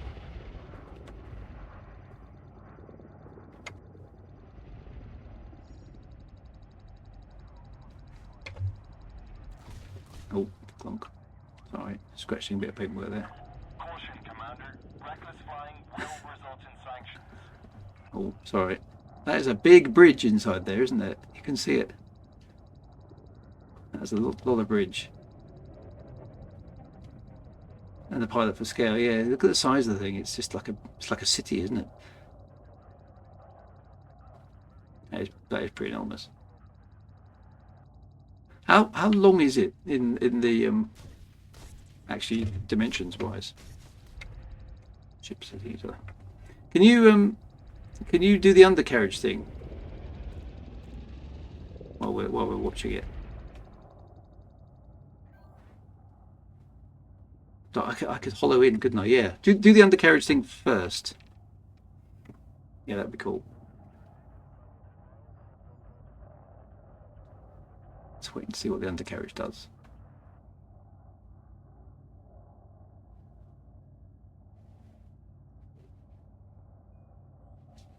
Got to wait for the stream to catch up. Tension builds.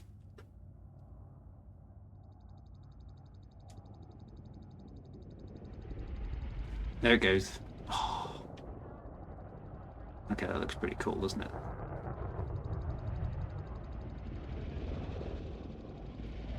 Yeah, it does. Yeah, it has. They all have that slight organ. That almost looks like a crouching cat now, doesn't it? Yeah, looks good. Right, hollow. I've forgotten how to do. How do I do hollow? I've forgotten how to do it. Is it from this menu? I've forgotten how to. I haven't done this for such a long time. I've forgotten how to do it. How do I hollow across? I've completely forgotten how to do it.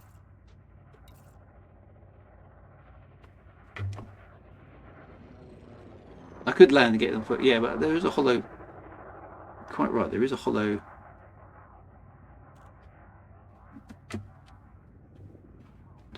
I've got some creep in my joystick again. How do I do hollows? It's not hollow me. That's where I start by stuff, isn't it?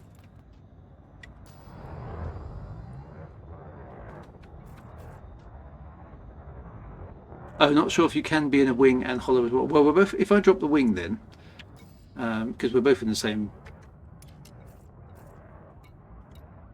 We're both in the same thing, aren't we? So, how do I leave? Right, that worked. Okay.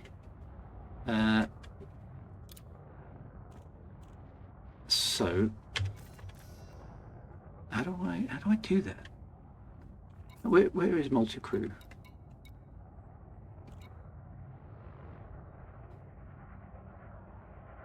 Oh, you can invite me. Okay. Oh, it's there, isn't it? There we go. Okay. Host to send as request to crew. Okay, that makes sense. Okay, I'll just wait for a moment while we're waiting to look.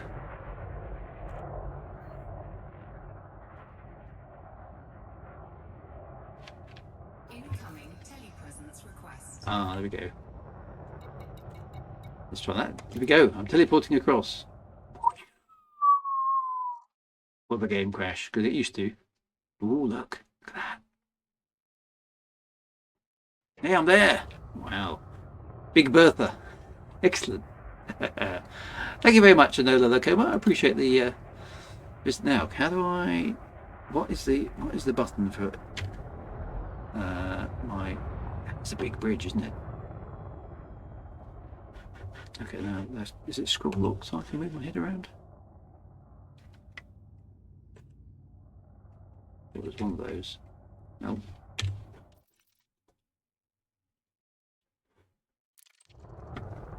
Welcome aboard. I do appreciate it. Is it the mouse? No, it's not.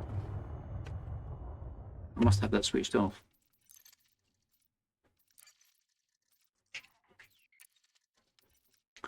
Interface.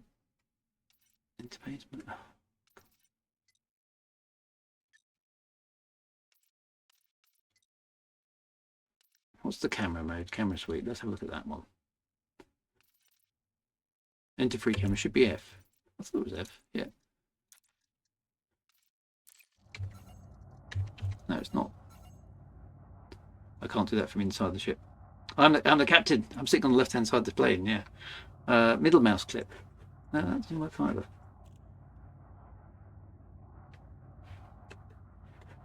Maybe my keybind isn't right for that. Let's just have a quick look. Interface mode. No.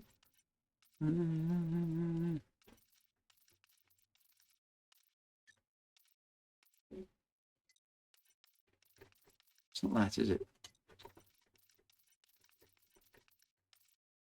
Is it ship control?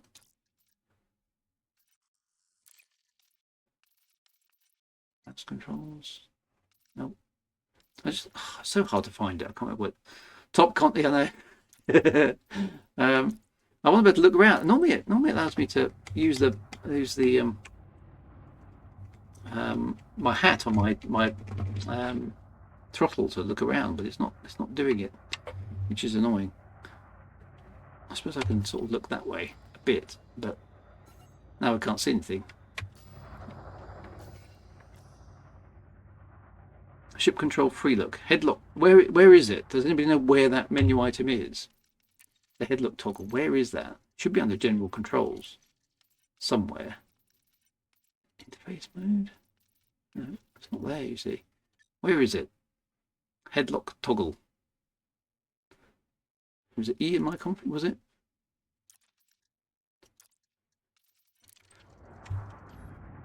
Ah, well, that's the free camera suite. Okay, but that's okay. Well, at least that. Oh, there we go. Well, we can we can see a bit. Oh, can I do it free camera? Ah, there we go. Now we can go to the free camera. There we go. Now we can look at the free camera suite, which is how do I want the free camera? There we go. Doesn't look like I can move around much here.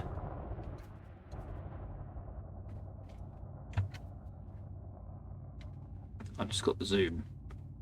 Well, that's pretty good. You can see how big the thing is. I mean, look at the size of it. It's enormous. Oh, there's another one out there now. Me just reclining in my chair. That's Drew in the corner. That's me in the spotlight, and I'm losing my religion. Yeah, look, there we go. Got holograms and everything. There are some. There we go. Come on, the Drew. Still hasn't got his hat, but you know, we're working on that. Okay, so you've got some sort of Star Trekky panels in the background there as well. Particularly up there. Look at the background up at the top left. That looks quite Star Trekky. Yeah. Even in the 34th century, I'm still a man to be reckoned with. You can just do the angle. Okay, so there's the angle of the bridge as well. Commander Enola Lacoma there. You're very cool. It's a big ship, isn't it? There's the other station there. And there's the external views. Okay. It's a big ship. Presumably from here we can now. Landing gear retracted. Cargo scoop retracted. There we go. Okay. We can turn around here. How do I? There we go. We can kind of walk around the outside the ship. I managed to get us onto the dark side, which is clever of me. Let's have a look in the front.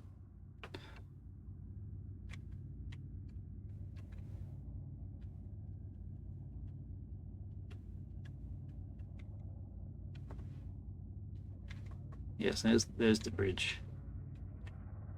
Can I see myself in the bridge? I can't get any closer than that. It's a bit of a shame. But I can just see myself there. That's quite cool. Yeah, it's a big beast of a ship, isn't it? It is a big beast of a ship. Let's have a look at those engines at the back. And a full head of hair. That's what I call science fiction. Oh, mean, harsh but fair.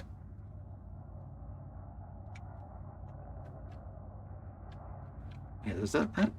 Look at I mean, look at the number of nozzles there. I mean, that's mad, isn't it? I mean, the maintenance on the ship must be incredibly expensive. Scan detected. There are some very nice details there, though, aren't they? Look how many nozzles there are on this thing. It's just insane.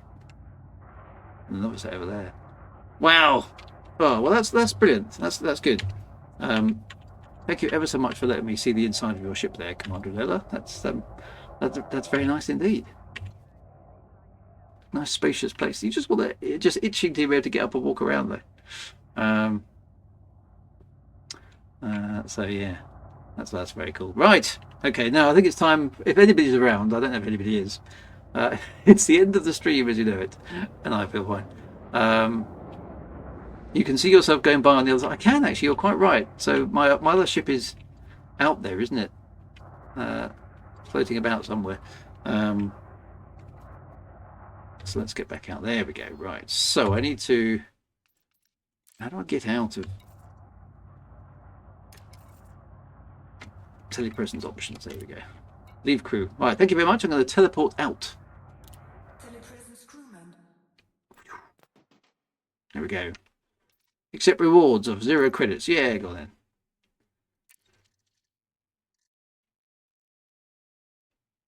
Back to my not very impressive looking freighter.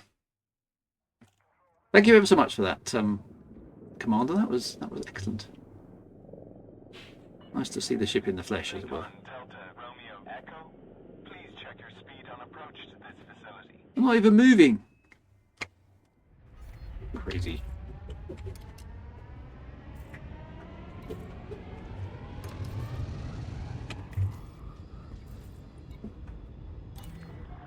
Request denied. Stay on course and resubmit docking request when in range. He's a bit bad tempered, this guy, isn't he? Permission or Alright, let's get ourselves landed. head directly for Bay. No artificial gravity, but we can teleport. Yeah, I know. It makes no sense at all. First time chat from Tigger Bandit. It looks like Razza from Dark Matter. Yeah, fair enough. Fair enough. Somebody's parked something right in the middle of the door. Woo.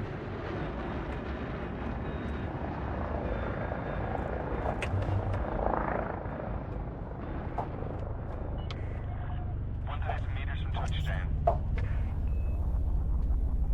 There we go, right.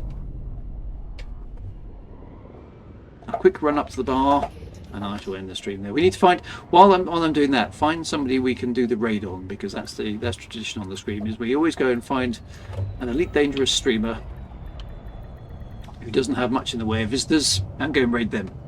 So find me somebody like that, Confirmed contact. Ground crew. and we'll go and do the raid once I've got to the bar. It's always important to end the stream in the bar.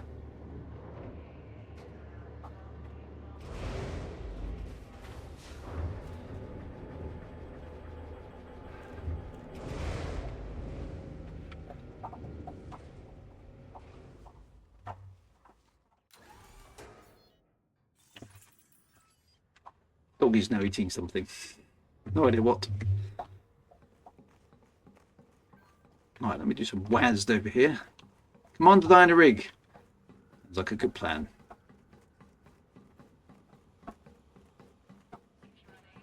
I shall do that in a moment. Right, to the bar.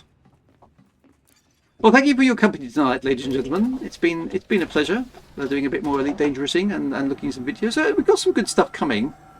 Usual Frontier stuff is some of it's delayed and some of it's controversial, but it wouldn't be Frontier if that wasn't the case. So so there we go. Who do I have in the bar with me? It looks like Dominant Hornet is the only person here, and they're doing some sort of weird gymnastics in the window, which is interesting. Oh no, they were just crouching. There we go. There we go. He's doing a little funky dance at the time, but there we go. Will be Star Glider 2 on Monday. Yeah, I haven't decided whether that's going to be Amiga or Atari ST at the moment, but it'll be one or the other. And yeah, so come join us for some retro video gaming on Monday, Star Glider 2, which hopefully is going to be better than Star Glider 1. We'll see how it goes. Right, let me send you across to the lovely Diana Rig. And let's see if I can get that right.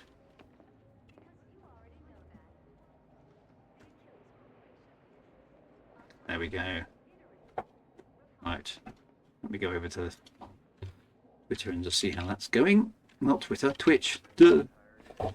Twitch.tv. And I will launch you across, my friends. Be good. Are you ready? And engage. See you next week. Be good. Take care. Bye-bye now. 07 commanders. And right on, etc.